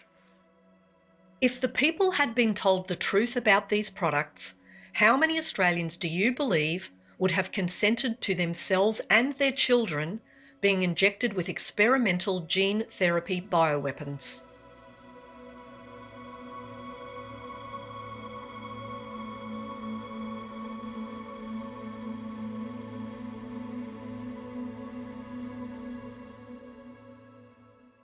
Ultimately, the mRNA vaccines are an example for that cell and gene therapy. I always like to say, if we had surveyed 2 years ago in the public, would you be willing to take gene or cell therapy and inject it into your body, we would have probably had a 95% refusal rate. I think this pandemic has also opened many people's eyes to innovation in the way that was maybe not possible before. Weapon 3. Reporting of false data and narratives. The weaponisation of media reports was used to perpetuate the fear and coerce the trusting population to take the unsafe and ineffective vaccines. This strategy aligns with the evidence presented by Dr. David Martin that media hype was needed to promote the global acceptance of a vaccine. In 2020 and 2021, COVID-19 infection and death rates were reported daily through mainstream media by state premiers, chief ministers, and chief medical and health officers. But this data was manipulated in many ways to exaggerate the risk of death and hospitalisation from COVID-19 infection. This increased fear among the people. This misleading data and reporting included, but is not limited to, 1. The repeated claim that the vaccines were safe and effective, without providing any information or evidence to support these claims which have since been proven to be both false and misleading. 2. The repeated claim that the vaccines were 95% effective, without explaining that this was a relative risk reduction figure. The figure that measures the expectation of population-wide effectiveness is the absolute risk reduction rate, which was in fact only around 1% effective, not 95%. That specific New England Journal of Medicine paper, which underpinned the emergency use authorization of the Pfizer mRNA vaccine, actually revealed an absolute risk reduction of 0.84%. 0.84%. In other words, for every 119 individuals vaccinated, one person would be protected from being infected. Talk about the Pfizer vaccine, for example, that trial. It showed this 95% relative risk reduction in infection. Everyone took on board as thinking 95, if 100 people were exposed, 95 would be protected, which is not the case. It was 0.84% from infection. If we trust that data implicitly, which of course many people did, even though that data has never been released for independent analysis, which is something we're advocating for. But in addition to that, Mark, that trial didn't show any reduction in death rates from COVID, statistically significant death rates from COVID, or all-cause mortality. So everything we had to go on at the beginning was based upon that figure that was exaggerated in terms of its benefits. 3.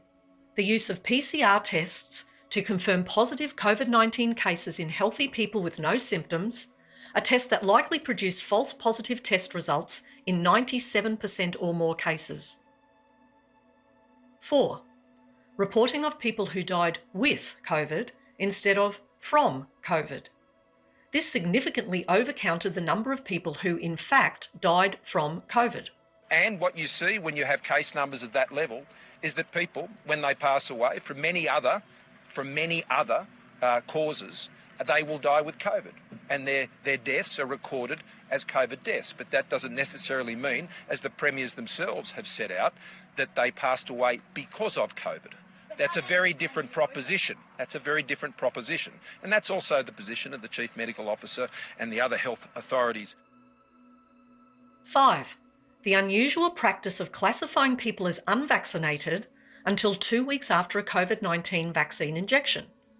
This coerced healthy people to get vaccinated, as it exaggerated the number of unvaccinated people who died from or who were hospitalised with COVID-19. 6. Mainstream media failed to report important facts and research data which clearly show that the COVID-19 vaccines are not effective and, in fact, they have negative efficacy. These vaccines have been proven to weaken a person's natural immune system in direct proportion to the number of boosters injected. What's truly astonishing is if you look at the Cleveland Clinic data, and I think people would recognize that Cleveland Clinic is a reputable organization, what they showed is that the more boosters you got, the greater the risk of getting COVID. So let me repeat that. I mean, it's a truly astonishing concept that you're vaccinating to prevent a disease, but in fact what's happening is because it's suppressing the immune system, it's increasing your risk of getting the disease you're trying to prevent. So we've spoken about it's not being safe. It's clearly not effective. And so they've lied to us. Evidence shows that the double vaccinated are 27 times more likely to be infected with COVID-19, and those most likely to die from COVID-19 are in fact the triple vaccinated. 1,000 people in the study in Israel, just so you know, that showed that the double vax were 27 times more likely to get reinfected. So it's not, the vaccine, even if we just talk about that, is not stopping infection, it's not stopping transmission. If you look at the studies in England, in Scotland, and in northern countries in Europe where they get real data, that they're actually the triple vaccinated are the most likely to die. A weakened immune system from the COVID-19 vaccines also leaves people more susceptible to all other diseases and illnesses. How could our premiers, chief ministers, chief medical and health officers, and other leaders continue to push the vaccines on all Australians after so much information about the harms of the vaccines became known? Mainstream media have broadcast numerous reports over recent years about ambulance ramping and overwhelmed hospital systems throughout Australia, but they have been largely silent on sharing this important research data about the negative efficacy of the COVID-19 vaccines, or questioning whether this could be the cause of our overwhelmed health systems. 7. changes in early 2024 of the calculation of excess deaths by the Australian Bureau of Statistics. Expected death rates have been reliably calculated by actuaries for decades, so if the total number of deaths for a period exceeds the expected deaths, these are called excess deaths. Excess death numbers have historically been calculated based on the average of the 5 prior years' figures, but the Australian Bureau of Statistics recently changed the basis of their calculation to include only the prior year. Every year following the COVID-19 vaccine rollout has shown increased absolute death numbers compared to 2019, but this change in calculation method by the ABS has now significantly lowered the number of excess deaths being reported each year.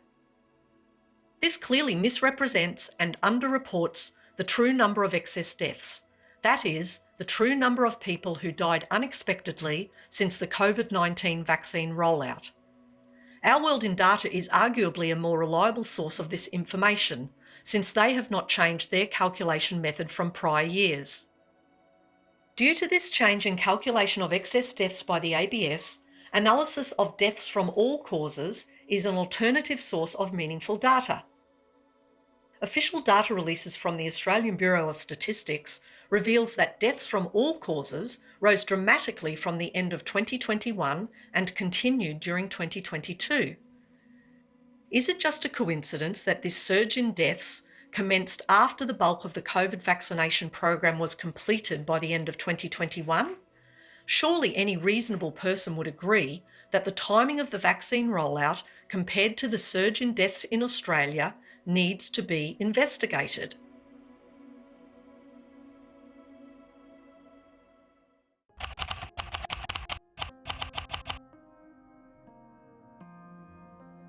You may find it hard to believe that so much data and evidence from leading medical and scientific experts is available to support the claims of serious safety risks and negative efficacy of the COVID-19 vaccines.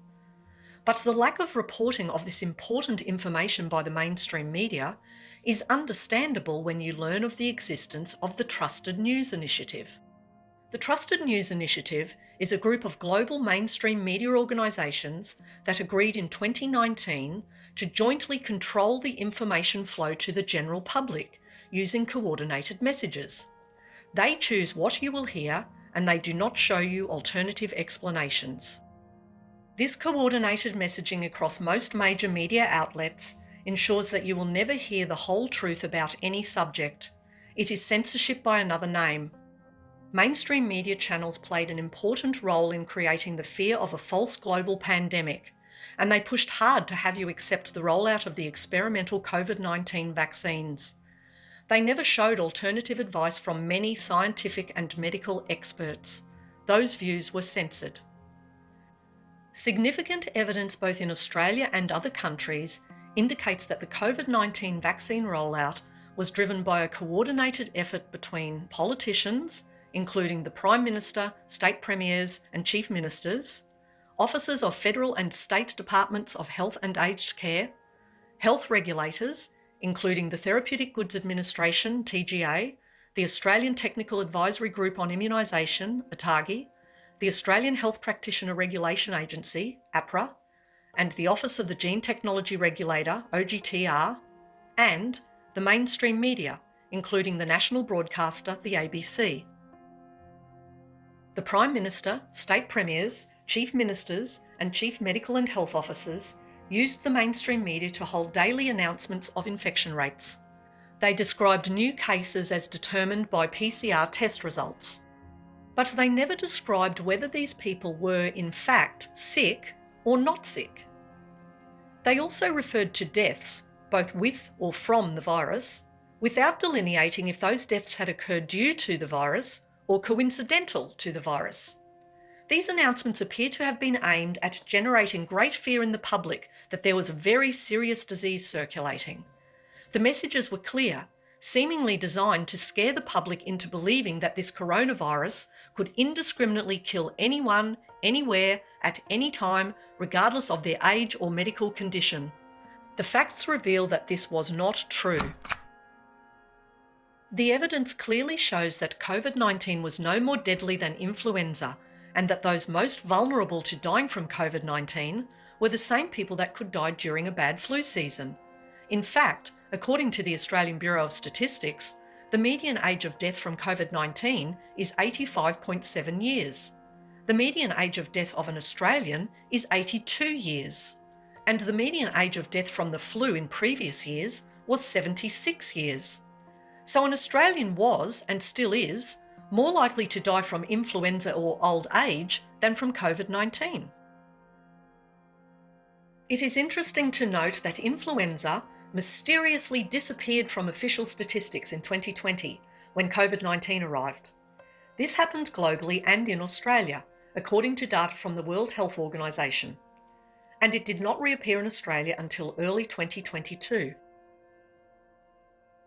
After putting fear into people and continuing to push that fear every day for more than a year, the government actively banned doctors from using safe, effective, readily available drugs that could treat COVID-19 infections, such as ivermectin and hydroxychloroquine. They also failed to promote safe, effective precautions, such as the use of vitamin D, vitamin C, zinc, fresh air and sunshine to help people boost their immune systems. Many doctors around the world reported successfully treating tens of thousands of COVID-19 patients with a range of treatments that included ivermectin, hydroxychloroquine, prednisone, antibiotics, antihistamines, and oxygen, with almost no hospitalizations or deaths. Did we institute the correct treatments? A lot of people were killed because they weren't managed properly in ITU, in terms of putting people, intubating them, putting on respirators when they didn't need it, and that in itself has a risk. Some of the wrong treatments were given. There were other treatments now that we look back that probably would have been helpful, things like ivermectin, which I know has been a bit controversial, but it's very safer than paracetamol, right? So first do no harm, okay? But it may have done some good, and a lot of people and doctors around the world that used it in several thousand. There's a doctor in South Africa that used it in 14,000 patients, including many elderly. Not a single one died from COVID, and this is early on. In Australia, those in power did not promote existing safe treatments and preventative measures. Instead, they coerced the entire population to take new experimental products with no long-term safety data, including experimental gene therapy bioweapons from AstraZeneca, Pfizer, and Moderna. They falsely labelled all of these products as vaccines, and the Australian regulator, the TGA, granted access to these products under provisional approval pathways, which were much less stringent than the normal approval process, with significantly less safety data. The provisional approval pathway was never intended for granting access to experimental drugs to be used universally throughout the entire population, regardless of individual medical circumstances. And the pathway was never intended to impose experimental pharmaceutical products onto healthy people. The provisional approval pathway allows for temporary registration where the need for access to a drug outweighs the risks. This usually applies only to very sick patients with no prospect of survival. But our government leaders and regulators pushed these experimental vaccines onto the general public and never disclosed details of how they determined that the benefits of the experimental vaccines outweighed the risks. They also never disclosed whether the risk analysis changed for different age groups or was affected by pre-existing medical conditions. Criteria 3 of the eligibility criteria for provisional determination requires that no therapeutic goods that are intended to treat, prevent, or diagnose the condition are included in the register. So according to the TGA's own guidelines, the COVID-19 vaccines could not have been granted access for use in Australia when already listed products, such as ivermectin and hydroxychloroquine, were available to treat COVID-19. Criteria 3 is an important criterion. Drugs that are not fully tested should not be granted access for use when other effective treatments with proven safety records are already available. However, the AstraZeneca, Moderna and Pfizer vaccines were nevertheless granted provisional approval in January and February 2021. This appears to be in breach of Criteria 3, as doctors around the world were reporting at the time that they were successfully treating their COVID-19 patients with products that were already listed in the TGA register. But then in July 2021, 5 months after provisional approval was granted for these 3 vaccines, the therapeutic goods regulations were altered. An amendment to the regulations removed the requirement for Criteria 3 to be addressed in applications for COVID-19 vaccines or treatments. Is this just a coincidence? Or does this show intent to change the regulations to retrospectively justify the provisional approval that was granted for these 3 new vaccines 5 months earlier? It does appear that these products should never have been granted access under the original eligibility criteria that were in place at the time of the provisional approvals. Our state premiers, chief ministers, prime minister, chief medical and health officers, and other government and non-government health representatives and media personalities saturated the media with calls to take the experimental vaccines. They gave constant assurances that these vaccines were safe and effective. This is our shot. Our shot. Our shot. This is our shot. I've had my shot. This is my shot. This is my shot. This is my shot. Come on, Australia. Let's get the job done. Start a conversation with your doctor about your shot. Clearly, the government's own data was showing an alarming number of deaths and injuries being reported by doctors via the government's Adverse Events Reporting database, DAEN. This included reports of 9 children who died, but these reports were never disclosed to the public to warn parents of potential risks of the vaccines. Due to the power held by all people involved, they had the means to push a narrative of fear and to coerce the public into taking the experimental vaccines. This coercion continued in spite of significant protests from millions of Australians that they did not want to take a largely untested new drug. In fact, many of those who protested or raised concerns were silenced, smeared, and arrested. Many lost their jobs and were labelled by those same people in power as anti-vaxxers or other derogatory terms. This seems to have been a further strategy to coerce people to toe the line on the government's narrative that the vaccines were safe and effective and that everyone needed to be injected to protect the vulnerable. Government bureaucrats and their enforcement agencies stripped doctors of their long-held and proven medical ethical practices of first do no harm, ensuring that all patients were given fully informed, voluntary and valid consent for any medical product. The privacy of medical records was abused, as was the sanctity of the doctor-patient relationship. Normally, doctors must ensure that their patients are not being coerced to take any medical procedures or treatments in order for their informed consent to be legally valid. But this requirement was ignored as coercion was common, due to the mandates and other restrictive measures imposed on the population, under threat that certain vaccination targets needed to be met before people could resume their normal lives. But coercion invalidates consent. We asked police detectives to investigate why state guides to informed decisions and consent were ignored in respect of the COVID-19 injections. Why was there such a serious departure from these reasonable standards of conduct and care?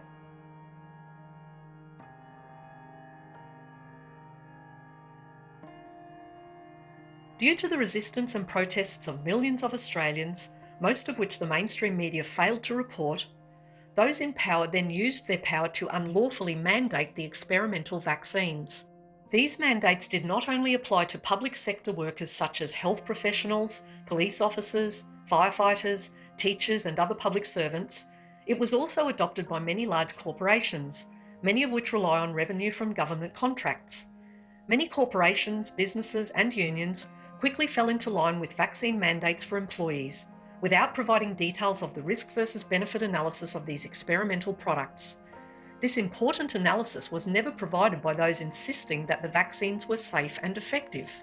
Another really important insight from the report, one of the most important insights I think, is the lack of a shift through the course of the pandemic between a very understandable approach based on the precautionary principle at the outset. Lock everything down, take a precautionary approach while we start to understand the scale of the challenge.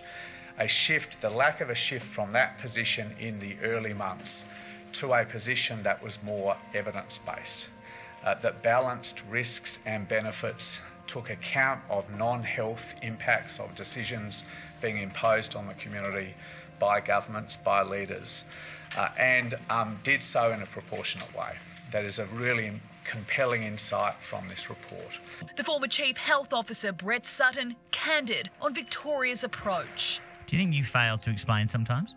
Of course I did. Of course I did. A federal report revealed a lack of clear, honest communication was one of the most harmful aspects of the pandemic. The expert at the time admits, I think evidence changes all the time, and I think sometimes it just wasn't there. And so, of course, sometimes you're making a best guess. The mainstream media received millions of advertising dollars from the government to promote the vaccine narrative and ensure that those who raised concerns about the experimental vaccines were quickly shut down. Many people who did not comply with the unethical and unlawful directions and mandates, and consequently lost their jobs, were some of Australia's leading non-government doctors and scientists who raised the alarm, the very people that the government should have been taking advice from. These experts, which included many frontline doctors, had a moral and ethical duty to speak out when they saw public health messages and practices that could harm people. But instead of listening to these experts, the authorities set out systematically to take down, silence, discredit, deregister, and remove academic titles of anyone who questioned the safe and effective narrative in any way. They're afraid to write exemptions for people who are injured by the vaccine. So that's the culture of fear that is out there. Ethical politicians who did their research and tried to present the facts and the science to protect the people were also smeared, ostracised, and even threatened. I've been very disappointed about the Labor Party making this a partisan issue and attacking me and smearing me and slandering me and actually misrepresenting what I say. Australia's most senior immunologist, Emeritus Professor Robert Clancy, someone that was actually awarded an Order of Australia for his services to immunology and medicine. He has said, and I quote, Craig Kelly is absolutely right. Now, that's our most senior immunologist. So the idea that I completely and utterly reject the idea that I'm out there putting any theories forward. I'm not putting any theories forward at all. Right? Now, people have been misrepresenting my position, and that's why I'm happy to come on and defend it, because a lot of things that are being said are completely untrue. Mm-hmm. All our hopes are riding on a vaccine. Yes. You need to be quiet. Well, if you don't want to listen to our most senior qualified immunologists, I am listening to them, and I think you need to start listening to our scientists and our doctors, Craig. Our scientist is our most senior qualified immunologist in this country, Professor Craig. Robert Clancy, and you are not listening to him. I served for something like 11 years as an Australian federal member of parliament. I was one of those politicians who wasn't afraid of sticking his head above the parapets on many different issues, and when you do that, you tend to get some pot shots. But I'd never experienced anything as ferocious as what came to me when I started speaking up about COVID-19. Senator Roberts organised a number of different parliamentarians, politicians from all different parties to come together and have this informal inquiry into COVID-19. And during that inquiry, I was talking in camera, that is in confidence, with these people who showed some slides, and they showed things that they saw under a microscope. And I was alarmed. I was alarmed when I heard what they had said, when they showed the footage. And I said to them, I need to come and see this for myself. And so they took me. These people took me to their laboratory. And so these weren't just everyday Joes. These people were involved in the health industry. One of the people that was there vouching for them was a pathologist herself. And when we went into their laboratory, they took me through the whole chain of custody. There was nothing that happened that was untoward. So these people took me to a fridge where they extracted a vial of a certain substance that I can't name on social media, and that tells you as much as you need to know about the powers that be and what's going on here. But anyway, they put a needle inside this vial. All of this happened right in front of me, by the way. They extracted the substance out of this vial. They'd gotten the substance from a doctor who, again, didn't want his name mentioned, didn't want any identification happening to him. And that, again, tells a very big story. But they extracted this substance from this vial. And then they went and proceeded to go to a dark field microscope where they put this vial, the substance in this vial, on a slide. And then I was shown what was in this substance. These people went and proceeded to show me slides of blood from people that had the substance injected into them.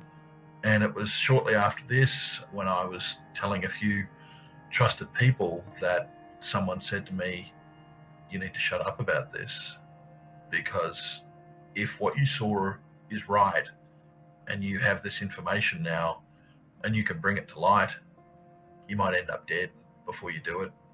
Your family might end up dead. Be very careful." I got to tell you, I was incredibly frightened, more than I ever have been before, because of this information. State premiers and chief ministers around the country regularly appeared in the media telling people that if they did not take these vaccines, they would be excluded from society. If you are anti-mandate, you are absolutely anti-vax. I don't care what your personal vaccination status is. I want to be very clear. Life for the unvaccinated will be very difficult indefinitely.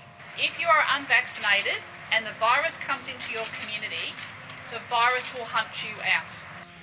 It just confirms that this really is a pandemic now of the unvaccinated. Life will become very difficult for the unvaccinated from January 31. Some presidents of the AMA did the same. The lives and livelihoods of millions of Australians were damaged by these products labelled as vaccines and the other draconian pandemic measures enforced by the government under the false guise of protecting the people from this dangerous virus. Interestingly though, politicians and federal employees did not have to risk their livelihoods or right to participate in society, as they were exempted from the mandates. If this virus was so dangerous, why would our politicians and federal employees be exempted from taking a supposedly life-saving vaccine? I understand Commonwealth employees and court staff are exempt from the mandate. Oh, yeah, that's not a watering down. That's specific advice, legal advice, and supported by the Solicitor General that there are constitutional and other legal protections for some of those groups that mean that a mandate was really not a recommendation for those groups. And will that apply to MPs too? I mean, are those of state MPs in the parliament? Yeah, I believe so. Again, legal impediments or legal recommendations that MPs can't be within those mandates. The outcome of these actions was that millions of Australians took a product that they were assured repeatedly was safe and effective, which has now been proven to be neither safe nor effective. They were coerced to do so under threat of losing their jobs or being excluded from society. Unvaccinated Australians were even prevented from being with sick and dying loved ones and elderly relatives in nursing homes. These unlawful restrictions on people's human rights were unnecessarily cruel. This is arguably a form of state-mandated terrorism and was certainly a gross breach of people's human rights. A major legal case is already underway in Queensland courts to prosecute the human rights abuses. Many actions by those in power were also quite clearly a case of fraudulent misrepresentation committed by all Australian governments against the Australian people. The Supreme Court in Queensland confirmed that the vaccine mandates were unlawful. When the decision was read out in court, they cried and cheered. Police men and women, paramedics and staff from QPS and QAS. They refused to get vaccinated during the COVID pandemic and launched a landmark legal challenge. The case was heard in 2022 when the mandates were still in force. Today, 18 months on, Justice Glenn Martin found directions by the Police Commissioner in September and December 2021 were unlawful under Section 58 of the Human Rights Act. While for QAS, the Director General's direction was found to have no effect. The mandates and coercion were also in breach of the Nuremberg Code, and they breached other international agreements on human rights, including the all-important Universal Declaration of Human Rights, proclaimed by the United Nations General Assembly in Paris in 1948. More than 200 police officers and staff and Queensland Ambulance Service officers have launched a class action against the state of Queensland, claiming COVID-19 mandatory vaccination directions were coercive and devastating. Lawyers representing the class action say the claim seeks to remedy the many wrongs that came from the unlawful mandates, claiming misfeasance in public office, negligence, and breach of statutory duty. Many other civil actions are also underway in the courts.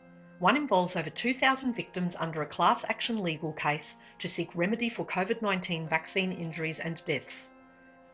We ask the police to investigate the many serious departures from reasonable standards of care and conduct by those who had a duty of care to the Australian public. We allege that their failure to perform their duty to use reasonable care to avoid danger to life, safety or health has caused death and injury to potentially millions of Australians. We also ask you to investigate whether there was foreseeability of potential harm and/or intent to commit the alleged crimes. Government leaders and regulators failed to promote safe, effective precautions against COVID-19, and they actively restricted the use of TGA-approved safe medicines such as Nobel Prize-winning ivermectin and hydroxychloroquine, which numerous doctors both in Australia and globally reported as being effective in treating COVID-19. Is this evidence of intent? Our government leaders changed the therapeutic goods regulations in July 2021 to allow access to experimental vaccines that did not meet the full criteria of the provisional approval pathway. Is this evidence of intent?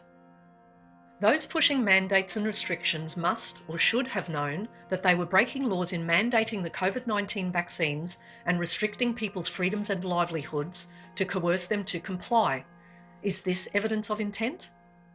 Numerous public announcements by state premiers, chief ministers, and chief medical and health officers stated their clear goals to reach certain vaccination targets before they would lift social restrictions. Was the harm caused a foreseeable consequence of these actions? Is this evidence of intent? Even though serious adverse events and deaths from the vaccines were being reported regularly by thousands of people, the push continues to this day to promote these products and encourage and coerce people to take further injections. Was the harm caused a foreseeable consequence of these actions?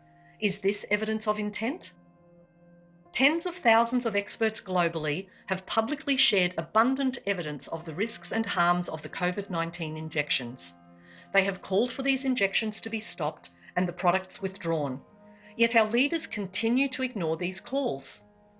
Was the harm caused a foreseeable consequence of these inactions? Is this evidence of intent?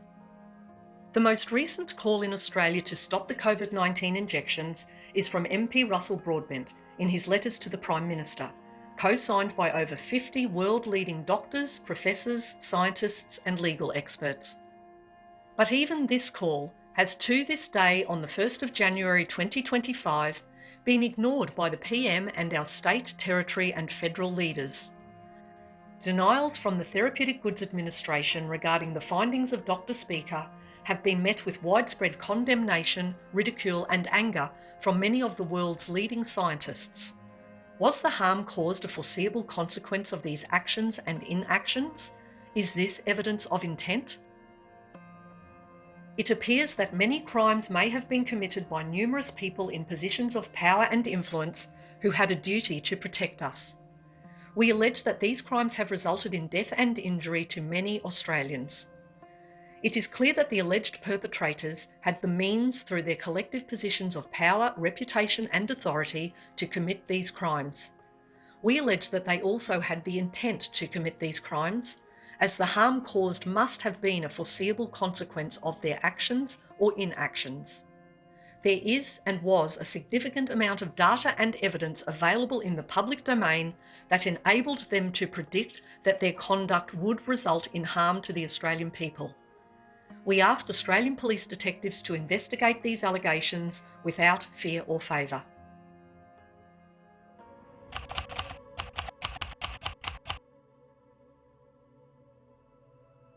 In addition to this witness statement, we can also provide an evidence dossier in relation to the alleged crimes, with facts supported by scientific publications. Please review the facts presented very carefully to understand them, because what they reveal in totality is that the government's response to the pandemic was not the result of managing a serious threat to the lives of Australians. There was no pandemic of death in Australia. We had effective treatments for COVID-19. People were coerced to take vaccines that they did not need and which were not safe, nor did they prevent infection or transmission of the virus. The injections labelled COVID-19 vaccines, which the Australian people were coerced to take without their legally valid informed consent, have caused injury and death to potentially millions of Australians.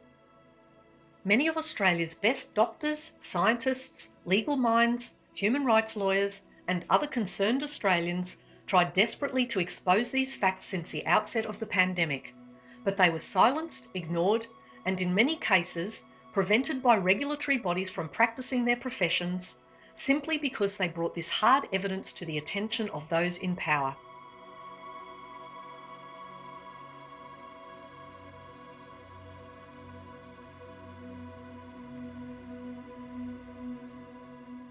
Perhaps some of the alleged offenders truly did believe at the outset that there was a dangerous pandemic and that the mislabelled vaccines were the only way to protect the people.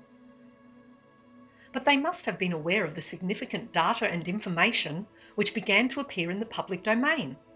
This includes calls from tens of thousands of doctors around the world raising the alarm of the serious potential side effects and deaths from these products. The fact that those in power did not act on this information points to a coordinated cover-up of these alleged crimes, crimes which continue today with ongoing calls for people to get further boosters of the COVID-19 vaccines. The facts and data available make it very clear that those in positions of power and authority were not just doing the best that they could in uncertain times. They must have known that their actions or inactions would cause harm to the Australian people. Unbiased, evidence-based reports from multiple independent sources showed scientific facts and real-world data that was certain from the outset, but it was ignored and/or covered up by those in power.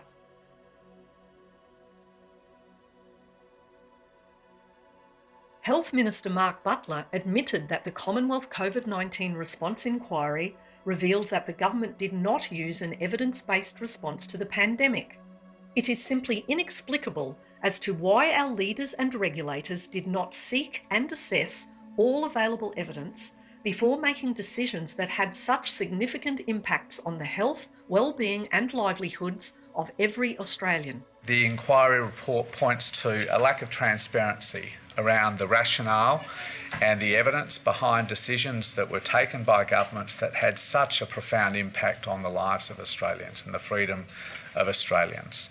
The points I've already made about the lack of real-time evidence-based policy and the lack of transparency has driven a large decline in trust, which the panel members say, and these are their words, means that many of the measures taken during COVID-19 are unlikely to be accepted by the population again.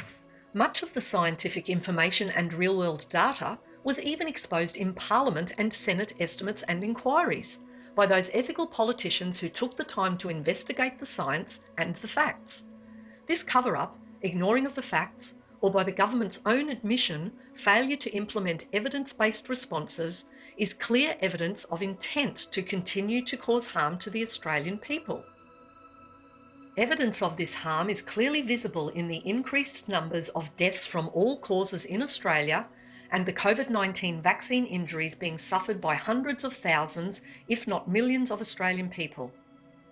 We are aware that many people who are now hearing of the significant harms caused by the vaccines say the benefits of the vaccines outweigh the risks, often saying that millions of lives were saved.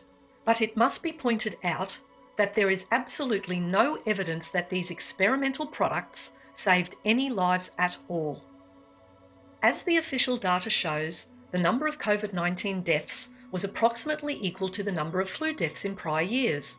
And in 2020, the year that COVID-19 first appeared, the year before the vaccine rollout, there was no increase in deaths from all causes in Australia.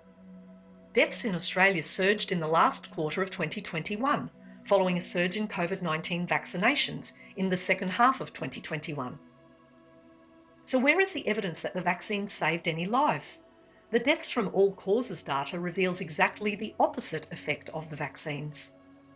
The epidemiology modelling of Neil Ferguson and the Imperial College London played a preeminent role in shutting down most of the world. This mathematical modelling predicted catastrophic death tolls from COVID-19 back in March 2020, But these models proved to include highly exaggerated forecasts, as clearly evidenced by data from Sweden, a country that did not shut down or follow the strategies recommended by Ferguson. The argument that the vaccine saved lives arises solely from such theoretical mathematical models based on hypothetical projections, as well as false positive PCR test results, which grossly overestimated the number of potential or expected COVID-19 deaths. Then when those deaths did not occur, they claimed it was due to the vaccines. But those deaths did not occur in 2020, before the vaccines arrived. So where is the evidence of any benefits of the vaccines at all, let alone lives having been saved? Remember, in the original Pfizer trial, more people died in the vaccinated group than the placebo group, so even the Pfizer study results did not show any lives being saved. There was a paper not so long ago that made news headlines that the vaccine have saved 20 million lives globally, right? And that was a modelling. I mean, it's the lowest quality level of evidence, extrapolations from a modelling study, right? It's science fiction, it's marketing, it's fraud. We wish to reiterate that all facts and evidence presented in this witness statement can be very easily verified. These are not theories. The weight of evidence that this was a coordinated effort to get new experimental untested products, including gene therapy bioweapons, injected into almost every Australian is very clear when you consider all of these facts combined and the positions of power held by all of those involved in pushing the vaccine agenda. The intent to harm is further evidenced by the fact that in spite of potentially hundreds of thousands of injured Australians and tens of thousands of dead Australians, the government is still refusing to stop the shots and properly investigate the dangers and risks of the COVID-19 vaccines and the cause of the excess deaths. Joining us now to discuss the COVID pandemic. We haven't talked about that for a while, so let's get stuck into it with Angus Dalgleish, the Emeritus Professor of Oncology at the University of London and Principal of the Institute of Cancer Vaccines and Immunotherapy.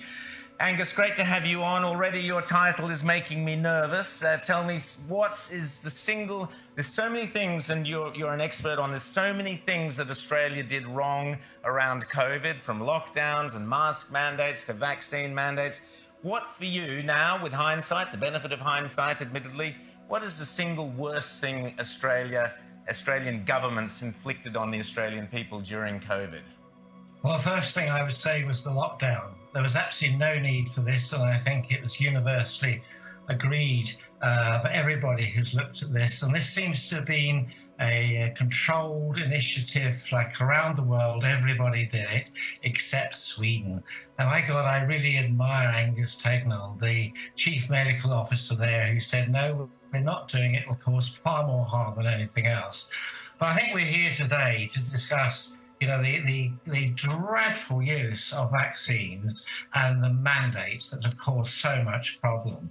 And it's very clear now that why on earth did they do this? I mean, I have no idea, because from the very beginning, these vaccines were not vaccines, particularly the ones that ended up after AstraZeneca with all the clots and they were shut down.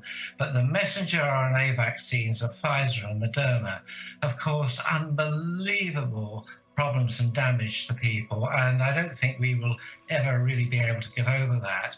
I mean, the whole concept I challenged from day one. I said, right from the beginning, this virus escaped from the laboratory. It has 6 inserts that could only have been put in manually. My peers said, well, this can occur randomly. I said, no, once, but not 6 times. This has been interfered with. And the most important thing, we said that the vaccine was 80% homologous to humans, so it was bound to cause major side effects. Now, why did everybody go along with it? I mean, we informed everybody, the government, through the Five Eyes process, that this would happen, but everybody ignored it. So why did this happen? And now we know that it's even worse than that the vaccines the quality control was appalling. They changed the mechanism of manufacture between the trial and the rollout to about 6 billion people. This thing was full of contaminants. It was full of sequences that can actually get into your genome. And my big concern is that a lot of them explain why that a couple of years into this epidemic, we still have massive excess deaths. Excess deaths in Australia, New Zealand, and everywhere. And a lot of these now are due to cancer. And that's basically what I want to discuss here. The red flags are so enormous. Why has the government not banned these vaccines immediately? For a start, COVID doesn't exist anymore. And if it does, it doesn't kill anybody anymore. So why are you using vaccines, boosters that we now know increase the rate of cancer, and the cancers are appalling, they're turbo cancers. No child died of COVID unless they had some underlying condition like leukemia. It was absolutely abhorrent that they would even think of this, and they were pushed into this by Pfizer and all the people that Pfizer and Moderna wanted to get this into absolutely everybody. These were not vaccines. These were horrible gene therapies that could actually integrate into your genome. And this is one of the reasons we're seeing this horrendous rise in turbo cancers. I'm terrified what they have done to our children. I think everybody who went along to that should actually stand up to trial, defend themselves and go to court.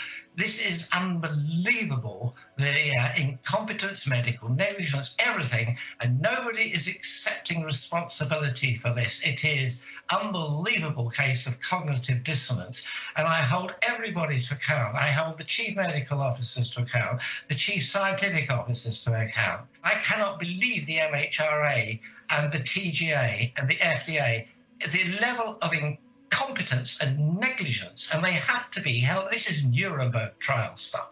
They are so awful.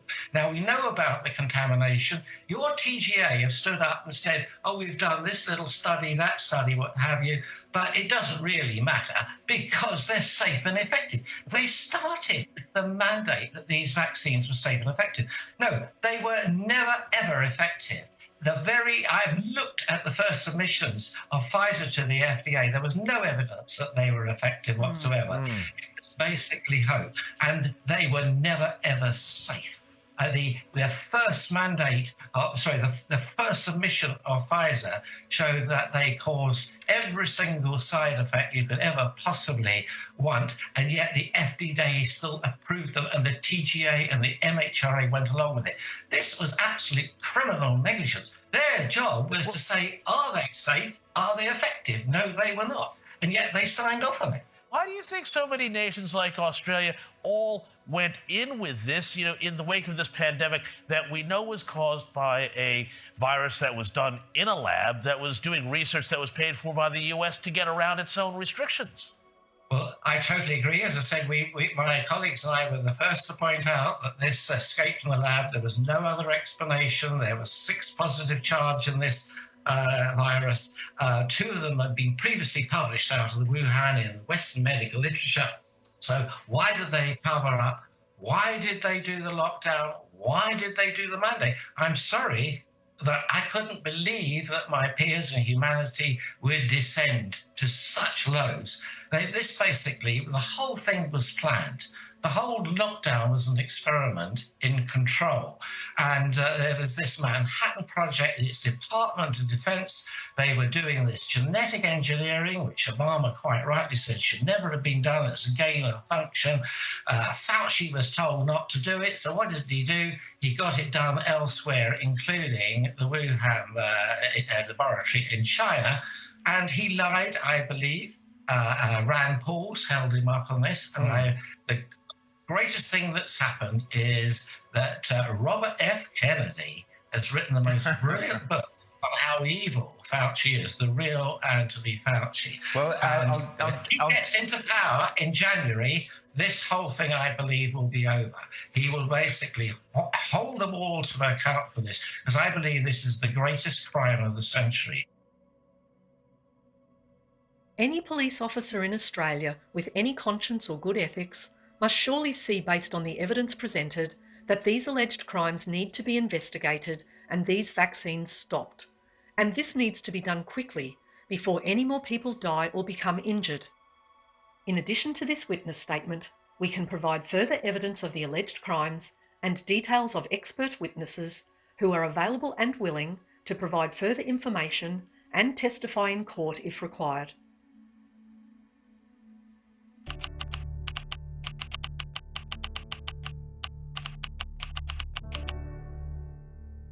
We understand the enormous reach and complexity of the alleged crimes, which may be difficult to investigate, requiring medical and scientific expertise and significant resources. Accordingly, we can also provide an outline of the issues that we believe need to be investigated, some key questions that need to be asked, and information that needs to be requested in order to prove the motives behind the alleged crimes and to prosecute the offenders. Please consider carefully the calls of tens of thousands of doctors, scientists, lawyers, and expert witnesses from both Australia and around the world who have been shouting out since 2021 that these shots must be stopped. They warn us that these products labelled as vaccines are dangerous. They are killing people, they are injuring people, they are causing heart attacks, sudden deaths and turbo cancers, they are causing miscarriages and stillbirths, they are impacting the fertility of future generations, and they are also potentially changing our human genes. The objective of these so-called gene-based vaccines was to inject you with a genetic sequence for something called spike protein. Now, it doesn't really matter what spike protein is, if it's real, where it came from. The point is, it's a genetic sequence for a protein that doesn't belong in your body. It's non-self, it's foreign. Your immune system is a wonderful work of God and nature. It distinguishes self, things that are meant to be inside you and are fine, from anything else, foreign, non-self. If you inject a person with a genetic sequence that instructs your body to become a factory for some protein that doesn't belong in you, your immune system will detect that and it will attack every cell that's done that instruction and kill it. Now, these materials, when injected in your arm, didn't stay in your arm. They traveled around your heart, your lungs, your kidneys, your brain, your ovaries. And in every place it landed, if it was taken up and expressed, your body registered that as foreign invasion, and it attacked and killed every cell doing it. But proteins like the one they claim was encoded in these gene-based materials are known to be toxic. There are loads of experiments, lots of published experiments showing that proteins like that one cause blood coagulation, damaged nerves, damaged heart tissue. As a doctor, I have never seen something so injurious to the human body. It invades the brain. It invades the heart. It causes brain and heart damage. It invades the bone marrow. It stimulates antibodies to actually start to attack our own platelets and our other cells in our body. It causes blood clotting and damage to blood vessels like we've never seen. Data from University of Pittsburgh suggesting it causes cancer. Since when do we have a protein that actually injures the brain, injures the heart, the bone marrow, the immune system, causes blood clotting, and potentially causes cancer in a single protein? It's a weapon. In fact, there are 3 papers, one by Farkas, published in Military Medicine, and 2 by Yen, published in preprint. They've actually concluded it is a bioweapon. It is a bioweapon. According to strict military criteria, it's a bioweapon. We cannot emphasise enough the serious impacts of the alleged crimes. You only have to turn on the TV, and almost every night on the 6 o'clock news, there are reports that our hospitals and ambulance services are totally overwhelmed. For over 4 years, many good doctors in Australia, including well-respected specialists, have been speaking out to warn of the risks and side effects of the COVID-19 vaccines.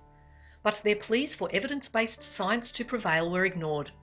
Instead, they were silenced by the federal medical regulator, the Australian Health Practitioner Regulation Agency, APRA. Threatening letters were sent, and medical practices were raided with patient files confiscated. The medical regulator is investigating his conduct, but his patients say he's innocent. Dr. Mark Hobart has been forced to abandon his Sunshine North clinic, but his patients refuse to abandon him. He has been suspended from practicing medicine anywhere in Australia. The health department raiding his office yesterday. They seized my confidential patient files and my appointment book. A doctor in the inner west for more than 30 years, the investigation has left patients in the lurch. Now I've got issues. I need certificates. I can't get my hands on my files. Some doctors were even suspended from practice, and had to appear before APRA committees. On Friday, I was thrilled to learn that in the Queensland Supreme Court, a very brave doctor, Dr. William Bay, who again spoke his mind right at the beginning, as we did repeatedly every week on this show, against the madness of the lockdowns and the mandates and all of that rubbish. Dr. William Bay was suspended for that, but the Supreme Court of Queensland stepped in and overturned that suspension on Friday, and I'm delighted to say Dr. William Bay joins us now. The Australian Health Practitioner Regulation Agency and the Medical Board of Australia did a criminal thing in March of 2021 and issued a gag order to all nurses, doctors, psychologists and every other health practitioner in Australia to shut up and be quiet about the risks of the COVID so-called vaccines. So when a medical regulator with all the force and the might and the power of a large corporate entity in the government comes at you and threatens your career, threatens all the years of studying, your family, your career, your money, like they did me, and take it all away from you in just a moment for speaking out, I can understand why so many doctors and nurses were silent during this pandemic. That does not necessarily excuse the doctors and the nurses who stood quiet, because there is a responsibility to patients. There is a responsibility to protect them from harm and to tell the truth.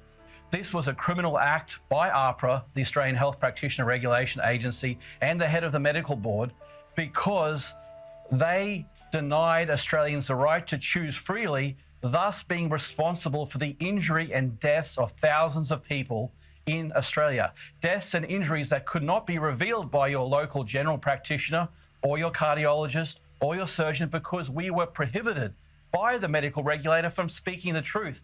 This is outrageous, and I'm so happy that the Supreme Court of Queensland has ruled that I had the legal right from day one to speak out against the vaccines.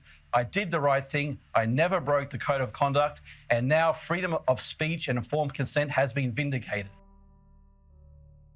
The censorship, coercion, false reporting, cover-ups, deaths and injuries will not stop until these alleged crimes are acknowledged, the perpetrators are brought to justice, the vaccines are stopped, and the doctors are free to openly speak without censorship about what they have discovered and what treatments they have found to help people who are suffering the side effects of these dangerous gene therapy bioweapons. There is overwhelming evidence that many crimes have been committed against the people of Australia. Now that we have formally reported these crimes, if the police do not act to investigate and pursue prosecutions, you will also join the perpetrators covering up the alleged crimes, and you will also be brought to justice in the future in courts of law. Again, we ask, if the Australian police will not protect the Australian people, investigate these allegations, and bring the perpetrators to justice, who will? Who will protect us? If you do not investigate these alleged offences, you will see more people dying, more people getting sick around you, and more vaccine-injured people suffering because the doctors do not know how to treat them. The doctors are not being permitted to even admit that their patients are vaccine-injured, let alone share and discuss possible treatments. If you do not investigate these alleged crimes, the people around you and future generations will suffer and continue to suffer the side effects of these seriously dangerous gene therapy bioweapons labelled as vaccines. Please do not wait until one of your loved ones dies suddenly or is diagnosed with stage 4 cancer or develops some other unexplainable serious illness before you act. Please do not ignore our crime reports. Please start investigating these reported crimes now. That's one of the reasons why we've been so gaslit about COVID vaccine injuries and the myocarditis and the heart attacks and the autoimmune diseases, the neurological diseases and the turbo cancers. I think doctors are afraid of being sued. They're afraid that once their patients realize what's been done to them, that they received an experimental product that was toxic, that was contaminated. We know that every single COVID vaccine was contaminated with DNA fragments, DNA plasmids. These had, high risk of integration into our DNA, high risk of knocking out tumor suppressor genes, for example, and causing aggressive cancers that we're seeing, an absolute tsunami of aggressive cancers now.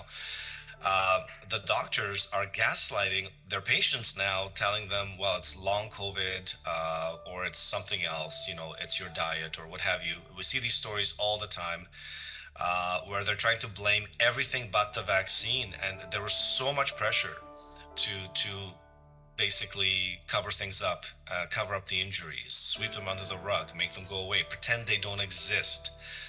Ultimately, I think people will have to come after every single doctor, every single nurse, every single, you know, health professional who was involved in these crimes. And these are crimes. This is not hyperbole. This is not, you know, being inflammatory. Like, these are actual crimes. People were killed. People died in hospitals because of medical malpractice. And I think people have to be held accountable. We cannot move on as a society with zero accountability when thousands of patients died at the hands of the medical system. We leave you with some of the faces of the many who have died or been injured by the dangerous injections that they did not need and which we believe should never have been approved for use by the TGA. These people's lives and the lives of their families and friends have been destroyed forever. Please do your duty to investigate these alleged crimes without fear or favour, so that justice may be served for these innocent victims and hundreds of thousands more people just like them all across Australia. Thank you. This has been going on for like 2.5 years. And so basically what we see on the ground is clearly not being reported. So it's a lot of sudden, a lot of turbo cancers, a lot. And then there's mainly heart disease. And then there's a lot of other things that sort of go down from that as well. What is it about this that makes you go, this isn't normal? Who are these people? It's a lot of people that are young and healthy and are just dropping dead. They just drop dead. And you're just hearing it all the time in funeral services. And this is something that you didn't hear 5 years ago. You didn't hear 10 years ago. It is completely different thing. That's all you're hearing. And it's also when you're on the ground talking to cemetery staff,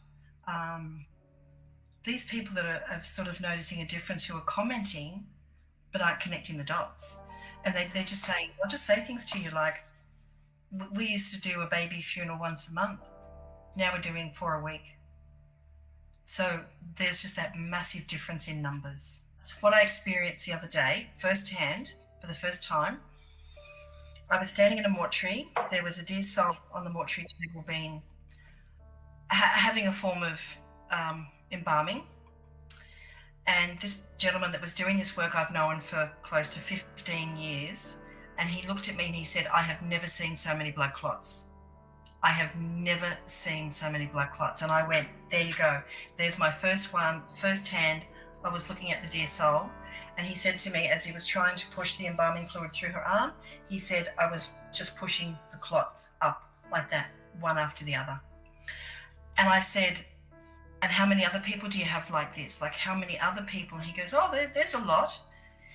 The one thing he did say to me was the longest one he's pulled out is 2 feet. It was 2 foot long. You know, I work with, particular people in hospitals, and they have said to me, I've never seen so many babies. There's different areas, especially the coroners, that would be seeing so much stuff, but no one says anything. Without immediate action, we risk leaving Australians vulnerable to a wave of preventable diseases that may devastate families and strain our healthcare system. These gene-based vaccines should never have been considered. The technology had never been proven to be effective in preventing coronavirus infections. The technology had been shown to be unsafe long before it was used in 2021. But the people are waking. We know and we knew that this is all bullshit and that we've been had.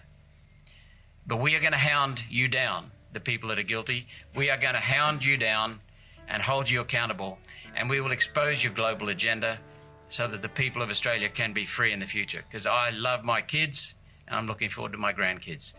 And we are going to save this country. COVID-19 vaccine injuries have taken a toll on thousands of Australians and their families. And many are still suffering and struggling with the impacts. It's clear from the comments online that there's a growing groundswell of vaccine-injured Australians that are rightly fed up with being ignored and abandoned. Australians trusted the government to protect them with a so-called safe and effective vaccine and help them if anything went wrong. But that's not what's happening. That is not what's happening. Vaccine-injured Australians deserve better. That's justice as I see it.